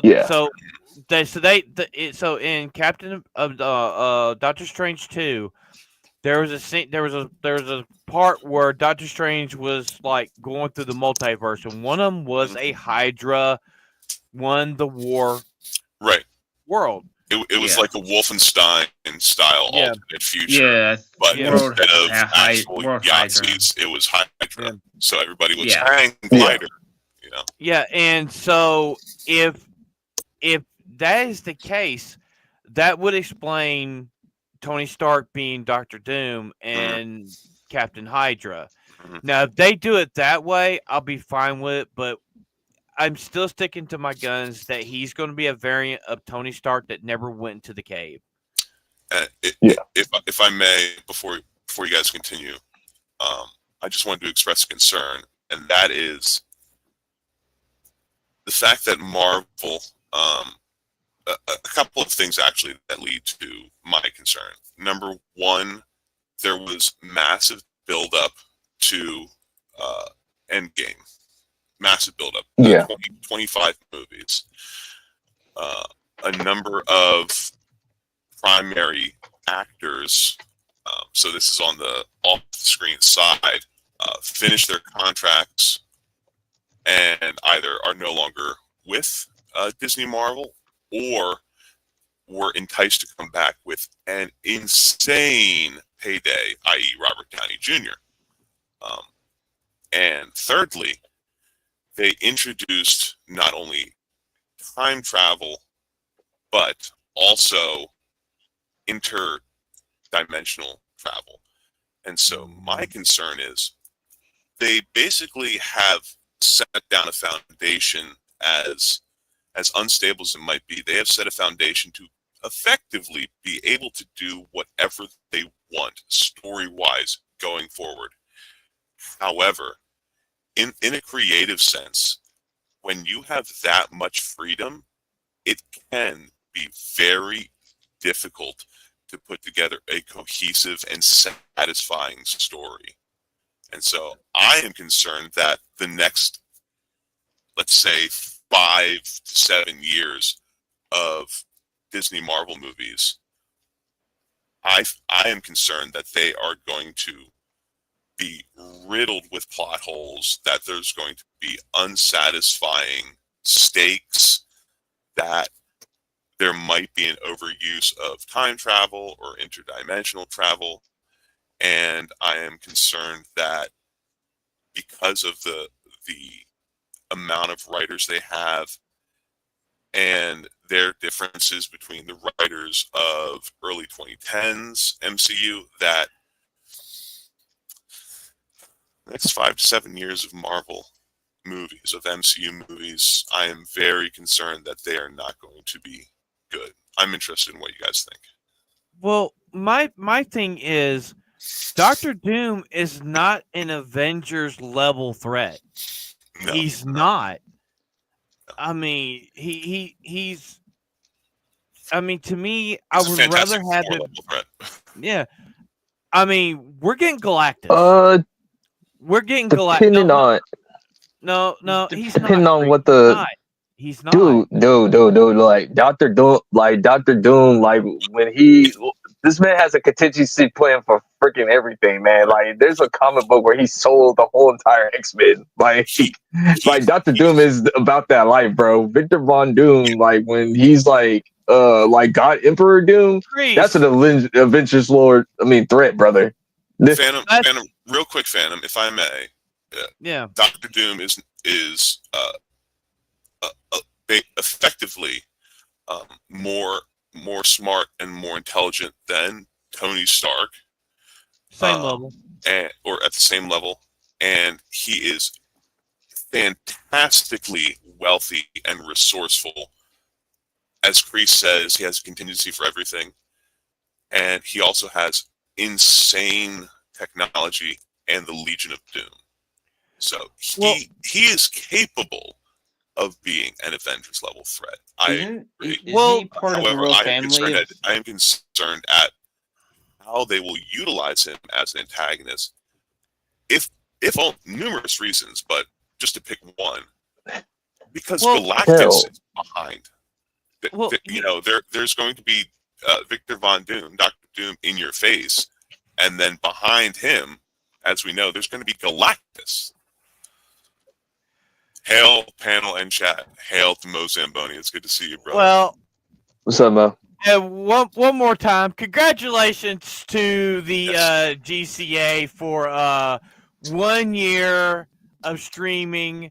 And Mo, this one's for you. Well, take the pants off. Take the pants off. Take your pants off. I just want to suck a dick to see what it tastes like. He's going to flip you off. Oh, man.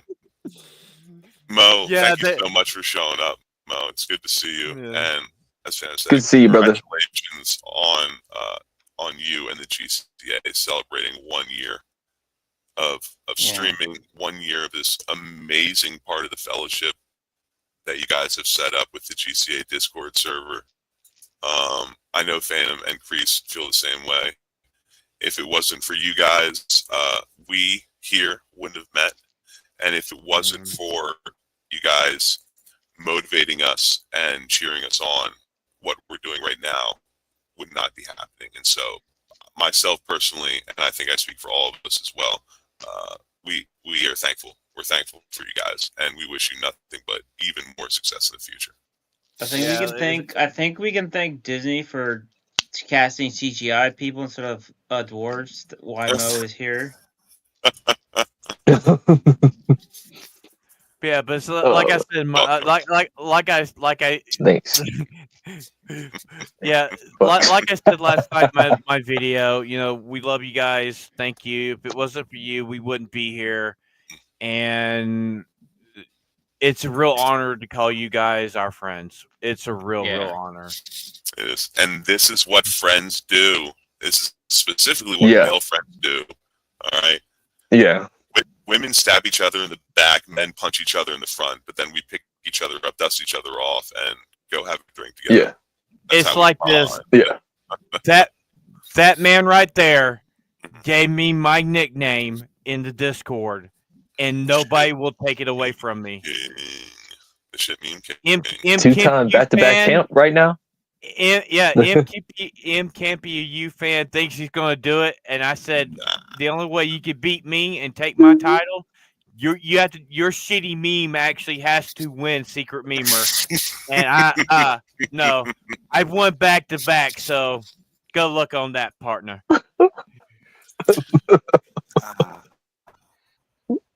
Yeah, but, you are forever enshrined as the shit meme king in the GCA Discord. Yeah. Regardless of what anybody does, that title is not going to be taken away from you. You are grandfathered in it. What are you going to say? Yeah. Like Risky said, only you are capable of making it go away. Yeah. So this thing with Dr. Doom, I would rather have it be Galactus. Yeah, you guys could. Sorry for throwing you off. I say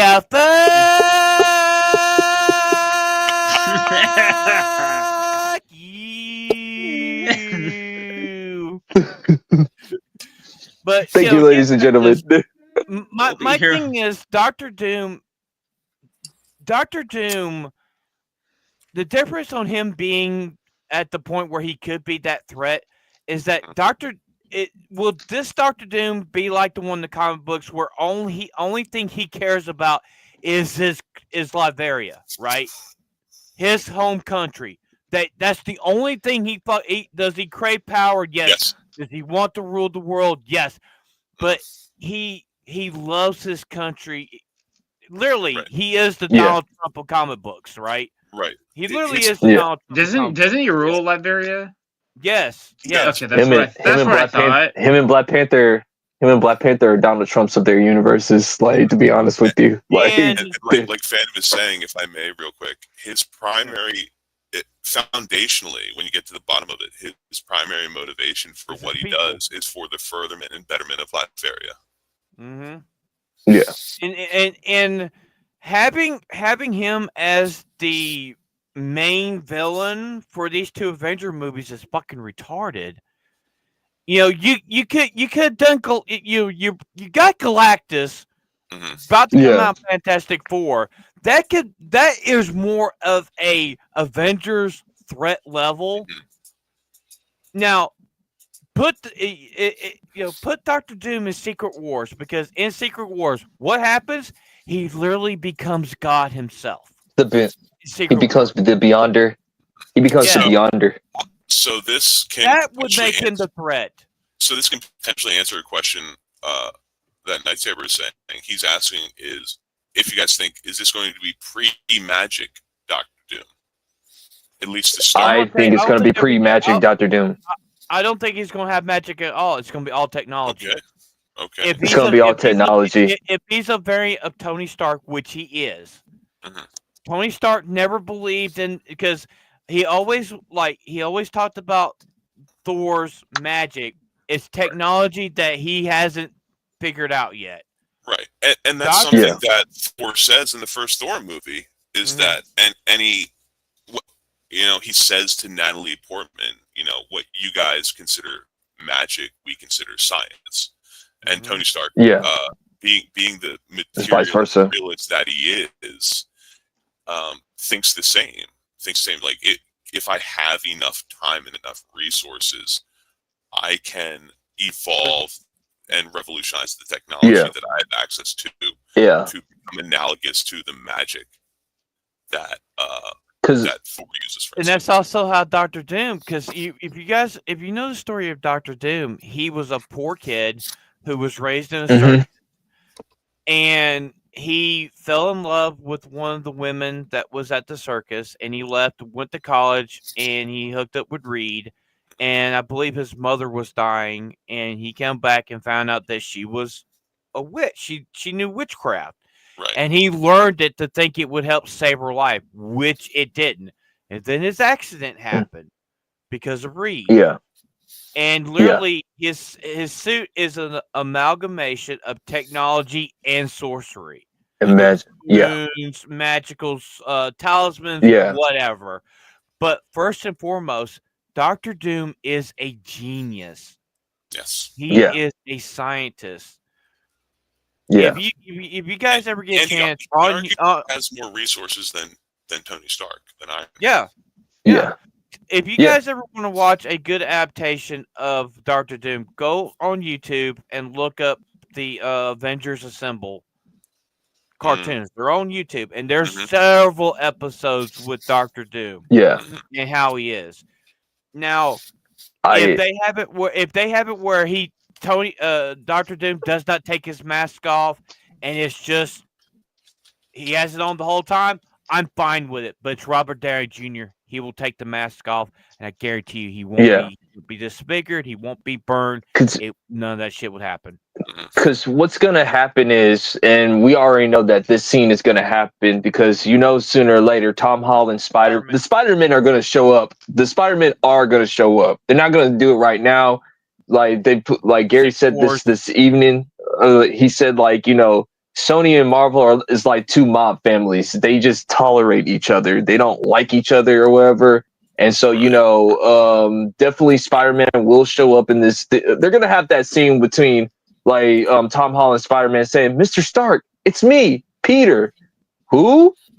I don't even know you. I don't even know you.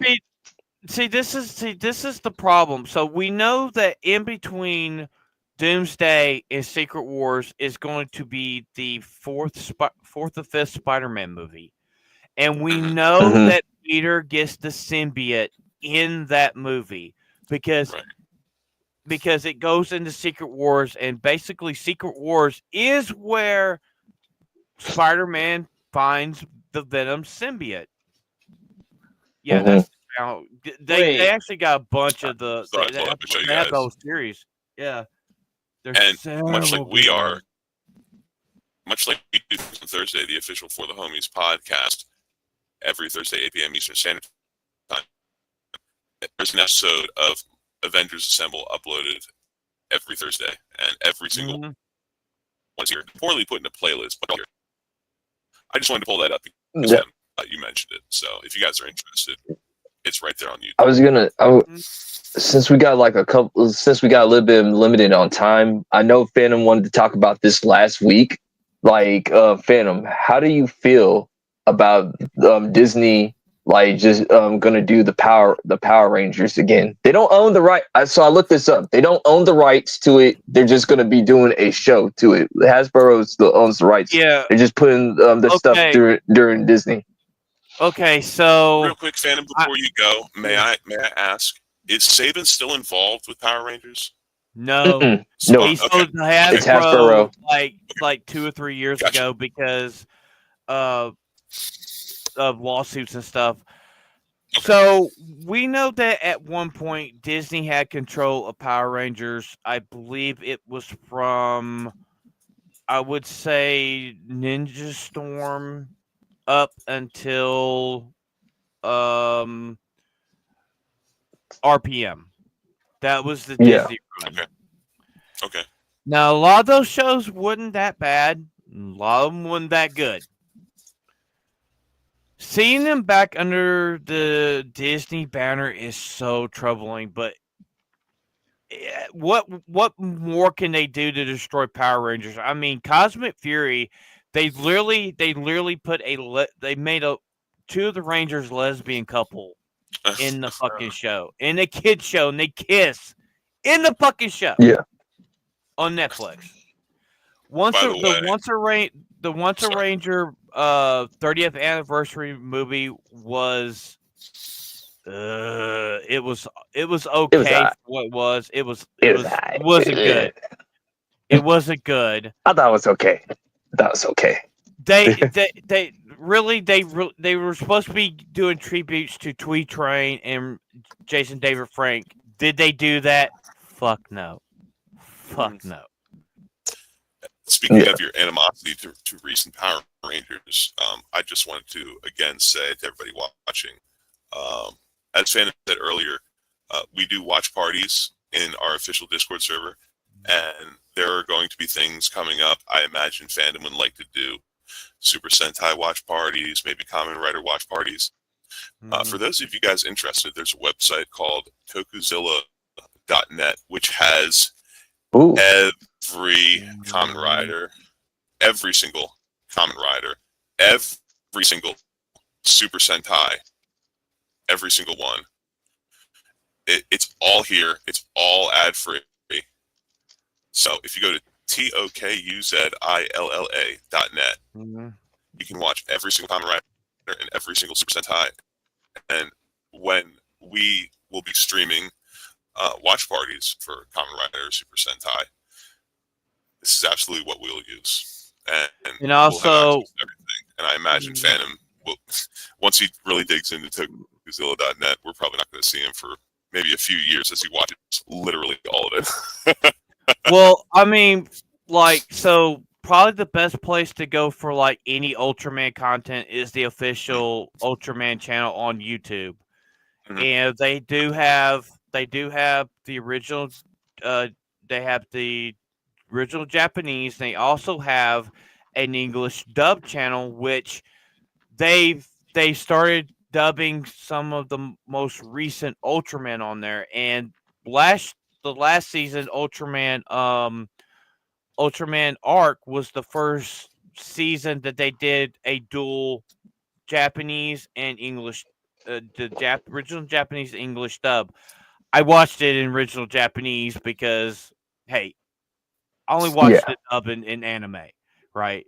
Yeah. And so this coming up season of Ultraman, we don't have a title for the show yet, but I would love to do watch parties so we can, talk about it because Uh, I love anime, but I also love tokusatsu. That's Godzilla, that's Ultraman, Kamen Rider, anything from Japan, superhero wise, entertainment. I yeah. do love. And Just going back to the Power Rangers, just gonna my make me thoughts mad. on it. It's gonna make me mad. I'm like this because Hasbro, because I was watching. Shout out to Henry Azillions. Go check that channel out. He's freaking amazing. He's freaking hilarious. Maybe hopefully he'll come on the show one day or whatever. Yeah, like he was talking about this, like it might fail depending on what's going on because one, Disney, I gotta reiterate, Disney does not own Power Rangers. Yet. Hasbro still owns Power Rangers. They're just putting the doing the TV deal during Disney because they were supposed to do a movie with Paramount or whatever, and Paramount's Hasbro was saying the movie was too expensive and it'll lose the money, so that's why they're gonna do the Disney Plus route, which I still don't like. I think that's 10 times worse in my opinion, or whatever, because who's going to be watching this on Disney Plus? You should have went on Netflix, in my opinion, or whatever. Like, this should have been a Netflix show, or whatever. And as far as the cast, I think we lost Big Dog Jake, but he'll be back. As far as the cast, my opinion, I think that they should use I think they should use maybe some of the Cobra Kai cast for their actors and actresses or whatever, because like I don't know, they're basically saying that they're gonna reboot and make it Mighty Morphin for what I've been looking at or whatever. Okay, so I do know from what I've been hearing, this is going to be an original show. Reboot. No Japanese footage, no nothing. Yeah. This is a reboot. It's a hardcore. Yeah. All original costumes, original Zords, sets, just straight up American actors. The whole thing is going to be U.S. made and U.S. done. Yeah, it's reboot. And I'm just saying this right now. Disney has ruined Marvel and Star Wars. They originally, when they fucking had Power Rangers in the early 2000s, they sold it because they didn't know what to do with it. And now they want it fucking back. But see, I had this theory last night that they want the Power Rangers under the Disney umbrella to probably cross them over with Marvel or Star Wars. Oh my gosh. It's like I said, we have to iterate. Like they don't own the Power Rangers. Like I gotta keep on throwing that out there. They don't own them. They're just like working with them. Like Hasbro is working with Disney with this project. Like basically Disney has to act. Yeah. Disney has to ask Hasbro's permission to use what they're gonna do. It's basically like the Sony and Spider-Man deal or whatever. Like Disney can't do anything to the Power Rangers unless Hasbro says yes, you can do that, or no, you can't do that, or whatever. And I would just like to point out real quick, if I may, the only reason this is happening is because, in my opinion, and I think this tracks, is although the last couple Michael Bay Transformers movies did well overseas and thus made their money back, Hasbro was still unable to get their entertainment division off the ground. And so they just never ended up committing to it, and they never created that entertainment division that they were planning on doing in the late aughts and early 2010s. And so licensing it to Disney, having Disney be the ones that put it together, And I wanted to also point out real quick, and this can just be a quick answer from you guys before you continue. Night Saber was saying Disney should do an animated Power Rangers. I'm interested if you guys think I agree. That's something they I should agree. do. I've been saying that for the last couple of years. Yeah. Okay. See the thing with Disney having this now is that Hasbro went back and sold all of the American made stuff that they had that they own when they bought from Saban. They recently just sold all that shit. There is they don't own none of that. They're literally trying to sell Power Rangers off. Mm-hmm. And the thing is, Hasbro right now wants to worry more about Transformers and getting the G.I. Joe movie off the ground. Yeah. Yeah. They don't care about Power Rangers. They don't care about Power Rangers. Now they're still going to put out the toy line. They're still going to do the toy line and everything. And Cosmic Fury was it failed. Horrible. Abomination. It was awful. It was awful. They literally brought Lord Zed back and Billy in the show. I don't like that. So nope. so don't like that. So Cosmic Dino Fury, the precursor to Cosmic Fury, was based off of Rio Soldier, the Sentai. Right. Huh? Good. But the problem was that Cosmic Fury they used Q Rangers swords and stuff, but they didn't use any costumes. They made their own costumes, and the costumes were horrible. Mm-hmm. Story was fucking dumb. And then they did the 30th anniversary, which it's on YouTube if anybody wants to see it. I recommend not to. Power Rangers is dead. I'm sorry. It's dead. Just go watch the Sentai. And you can do it on Toku. You can watch all of it. Yeah. All of it. So on that, before we start heading out or whatever, yes, Night Saber. I've been saying this for the last the last couple of years or whatever. Power Rangers needs to become a cartoon or whatever. My thing is this: if the Teenage Mutant Ninja Mutant Turtles can be a cartoon and still stay successful, the Power Rangers can do the same thing or whatever. Because even Johnny Yon Bosch, even you can go on his Instagram page. He showed the 3D images and actual footage of the Mighty Morphin Power Rangers in 3D, what they used with the Teenage Ninja Mutant Turtles, and that show was gonna come out, but I think Saban pulled it or whatever because I don't think he had faith in it or whatever. He wanted to still keep everything live action. However, and of course he didn't want to have to pay animators. But my thing is this, dude, your brand is dying. It's dead. Other than my age group and Phantom's age group, no kid is fucking with Power Rangers. I don't see that shit unless unless you see them at unless we're passing it down to our cousins or our kids or whatever. That's the only way the Power Ranger fandom is still somewhat alive or whatever. But it's overall the brand is dead. It's done or whatever. If you look at in Japan, Super Sentai just hit its 50th anniversary this year. Where's the 50th anniversary right here? It started in 1975, the year I was born. So I'm as old as Super Sentai. And it's still going strong. Has it had ups and downs? Yes. Power Rangers here, they want to put the identity politics in the last 2 seasons. And it pisses me off because I love Power Rangers. I love Super Sentai, right? I love the Power Rangers because I remember day one in high school, got home, turned on the TV, first episode of My Morphin Power Rangers. I was hooked. Day of the dumpster. Right.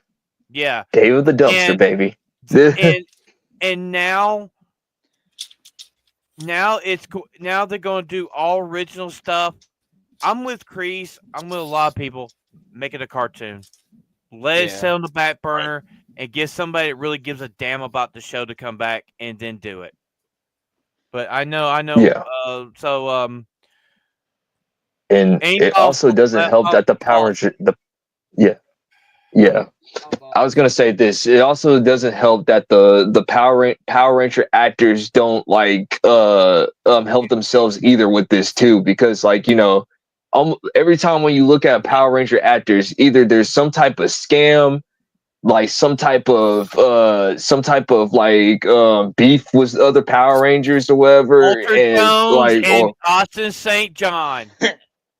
yeah. I'm I just mean, saying. like it's not just them. There's other Power Rangers from other series, but like those are one of the main two or whatever. Those are the big I'm ones. just saying those are the big ones. What I'm trying to say is this: like it doesn't help that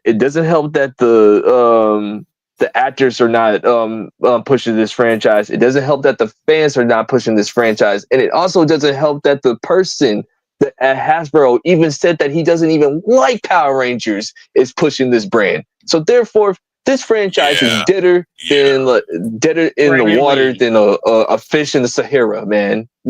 Reese, I think we can agree. Power Rangers died the day Jason David Frank died. Yeah, well, it was already dead when he was alive, but yes, it's officially dead when the like it's a fish. It was already dead. Like we already accepted that it was dead when he was alive, but like when Jason David Frank actually passed away, that's when the whole entire franchise is done. Because you don't have that moneymaker anymore to bring eyes into the series. Like when the Power Rangers were struggling, who do they always call? They call Jason David Franks, because guess what? People love Tommy. However, now could you get Johnny on Bosch to do it? Yeah, but Johnny is in a different thing now. He's in anime, and I think he doesn't want to have to do all the workouts and stuff to get his body into that into martial arts form again or whatever. He's eating good. So Johnny, to me, this is just my opinion. Like Jason David Franks was the face, but Johnny Yon Bosch is arguably the second no Power Ranger, and then you got Amy Jo Johnson for eye candy. I mean, she was everybody's crush at one time or whatever.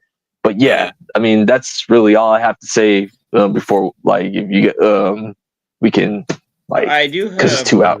I just have one question before we go. Okay, since it's Hasbro, does that mean that Disney could use Transformers or G.I. Joe? Well, they have to ask Hasbro. Well, Marvel. Okay. So Marvel did have an exclusive to Transformers because they did the comic books back in the 80s. So basically, the Transformers is under the. I mean, they still do the comic books for Transformers. So they still have the rights to the comic books. That's it. Okay. So to answer your question, Ebola, for instance, it's just this deal is just basically like the Sony and Spider-Man deal. They have to ask permission to put things in or whatever. But let's just say, for instance, the Power Rangers. Let's just say this series is successful. I don't think it's going to be, but let's just say for that sake, Disney will probably not want the Transformers in it. But if Hasbro says, "Hey, we want Transformers and G.I. Joe to cross with the Power Rangers in this particular season," Disney has no choice but to do it. However, because they don't own the rights to it. However, they're just working with licensing it out or whatever. That's basically what this is. Yeah, they're effectively contracted out to take Hasbro's ideas and make them a reality. It's bigger than that. But that's essentially what they're doing. Hopefully that helps you all. Yeah, I was just wondering because since they're both also Hasbro. Mm-hmm. Absolutely. Fan, do you have closing thoughts on that? It's gonna be trash. That's all I gotta say. It's gonna be trash. Okay. Well, then that's that. Yeah, we're hitting 2 hours now. So I really don't have no recommendations this week, but I do want to reiterate we will be doing a anime show Saturday night, 9 o'clock Eastern on this channel. Join our Discord so we can have a little fun. We also do have a Power World Guild in our Discord, and we're going to be branching out, having fun, playing video games in there, doing a lot more. We need to do a lot more in our Discord. And pretty much I'll just do my outro. So I'll be here Saturday night and then be back here next Thursday night. What you got for us, Chris? Far as recommendations,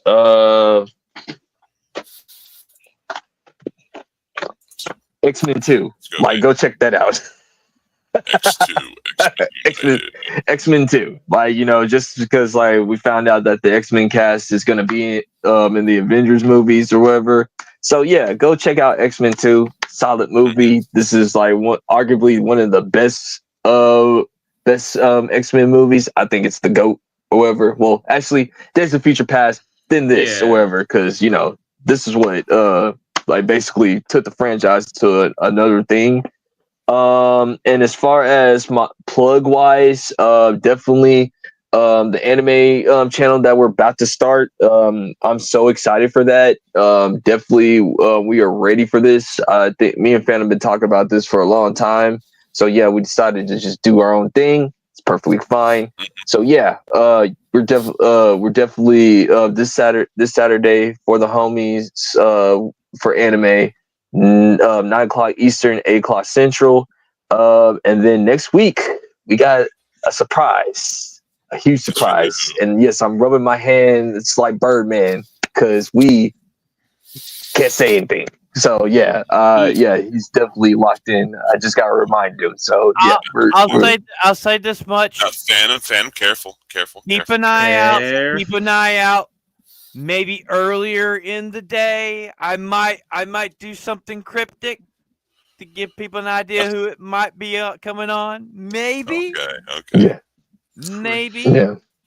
All right. So, Ebola, what you got for us? I guess in the spirit of crappy Assassin's Creed, I would recommend a Japanese TV show that's, if you want to actually watch something that what Assassin's Creed should be, and ninjas, it's on Netflix. If you have it, it's called House of Ninja. It's honestly not that. It's actually really good. Okay. So it's a family of shinobis, basically. Okay. And right on. He's finally fucking back. Welcome back again, Jake. What you got for us this week? Thank you so much. Well, I just wanted to quickly share for Ebola. There's House of Ninjas. Came out in 2024. Yes, it is on Netflix. However, for myself, my recommendation this week is because King's Advisor came on. The first topic was Game of Thrones. I am going to recommend some Game of Thrones music, and I'm going to recommend something very specific, and that is a video that came out, oh goodness, nearly 6 years ago now. Fender, the guitar manufacturer, created some Game of Thrones themed guitars for their custom shop. So some Game of Thrones themed Stratocasters and Telecasters. And when they announced that, they brought in some famous guitarists to perform the Game of Thrones intro song with one of the directors who happens to play guitar and does actually is really good at it. It's Dan Weiss actually, and apparently he's actually quite a good guitarist. So on YouTube, you can look up the Game of Thrones theme song by the Fender Custom Shop, and you will see a number of recognizable guitarists. There's Scott Ian from Anthrax. There's Tom Morello from Rage Against the Machine. There's Brad Paisley, a famous country artist who is absolutely killer on guitar. And right there in focus, second from the left, is Nuno Betancourt from the band Extreme. And he is an absolute beast on guitar as well. So go to YouTube and check this out. It is the Game of Thrones theme song, again, played by 1, 2, 3, 4, 5, and 6, Dan Weiss on the end, guitars. And it is, it's like a 7-minute version of the song with 5 different people playing solos. It's absolutely killer. It's fucking sick. Like Night Saber says, that looks killer. It is killer. It's great. It is so great. So yeah, and as far as what I have coming up, well, I have this show, the official For the Homies podcast, every Thursday night, 8 p.m. Eastern Standard Time, 7 Central. And this is what I'll be doing next week. I'm so glad to be back. I'm so glad to be done with being sick. I'm not glad that my wife is not with me right now as she settles some things back home before she gets back. However, I am feeling a lot better. I'm not sick anymore. I still have some physical stuff going on, but it's not preventing me from sitting here and doing the show on Thursdays. But I'm just glad to be back, and I just want to say thank you to everybody out there watching for continuing to support us and continuing to watch, continuing to enjoy the show. I want to again thank Ebola for effectively filling in for me to the point where now Ebola is an official part of the homies. He is the 4th panelist, and going forward, there will only ever be maybe one more spot open, and that is already pre-assigned to somebody if that person ever decides to come on. If they want to. And I want to thank you, Crease, and I want to thank you, Phantom, for continuing on with the spirit of the show. Like you said earlier, we're coming up to our 1-year anniversary here in a few months.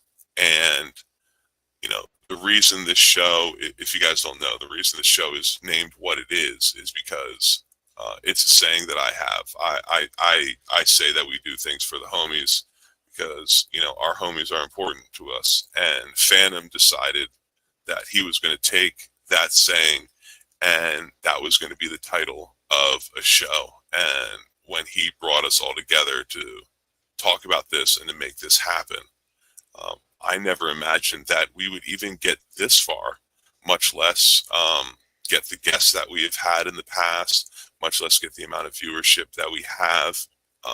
And in just 3/4 of a year, basically, it feels like all the work that was put in last summer to make this a reality was worth it. It feels like all the work that we have been putting into it in our individual ways has been worth it. And I feel like,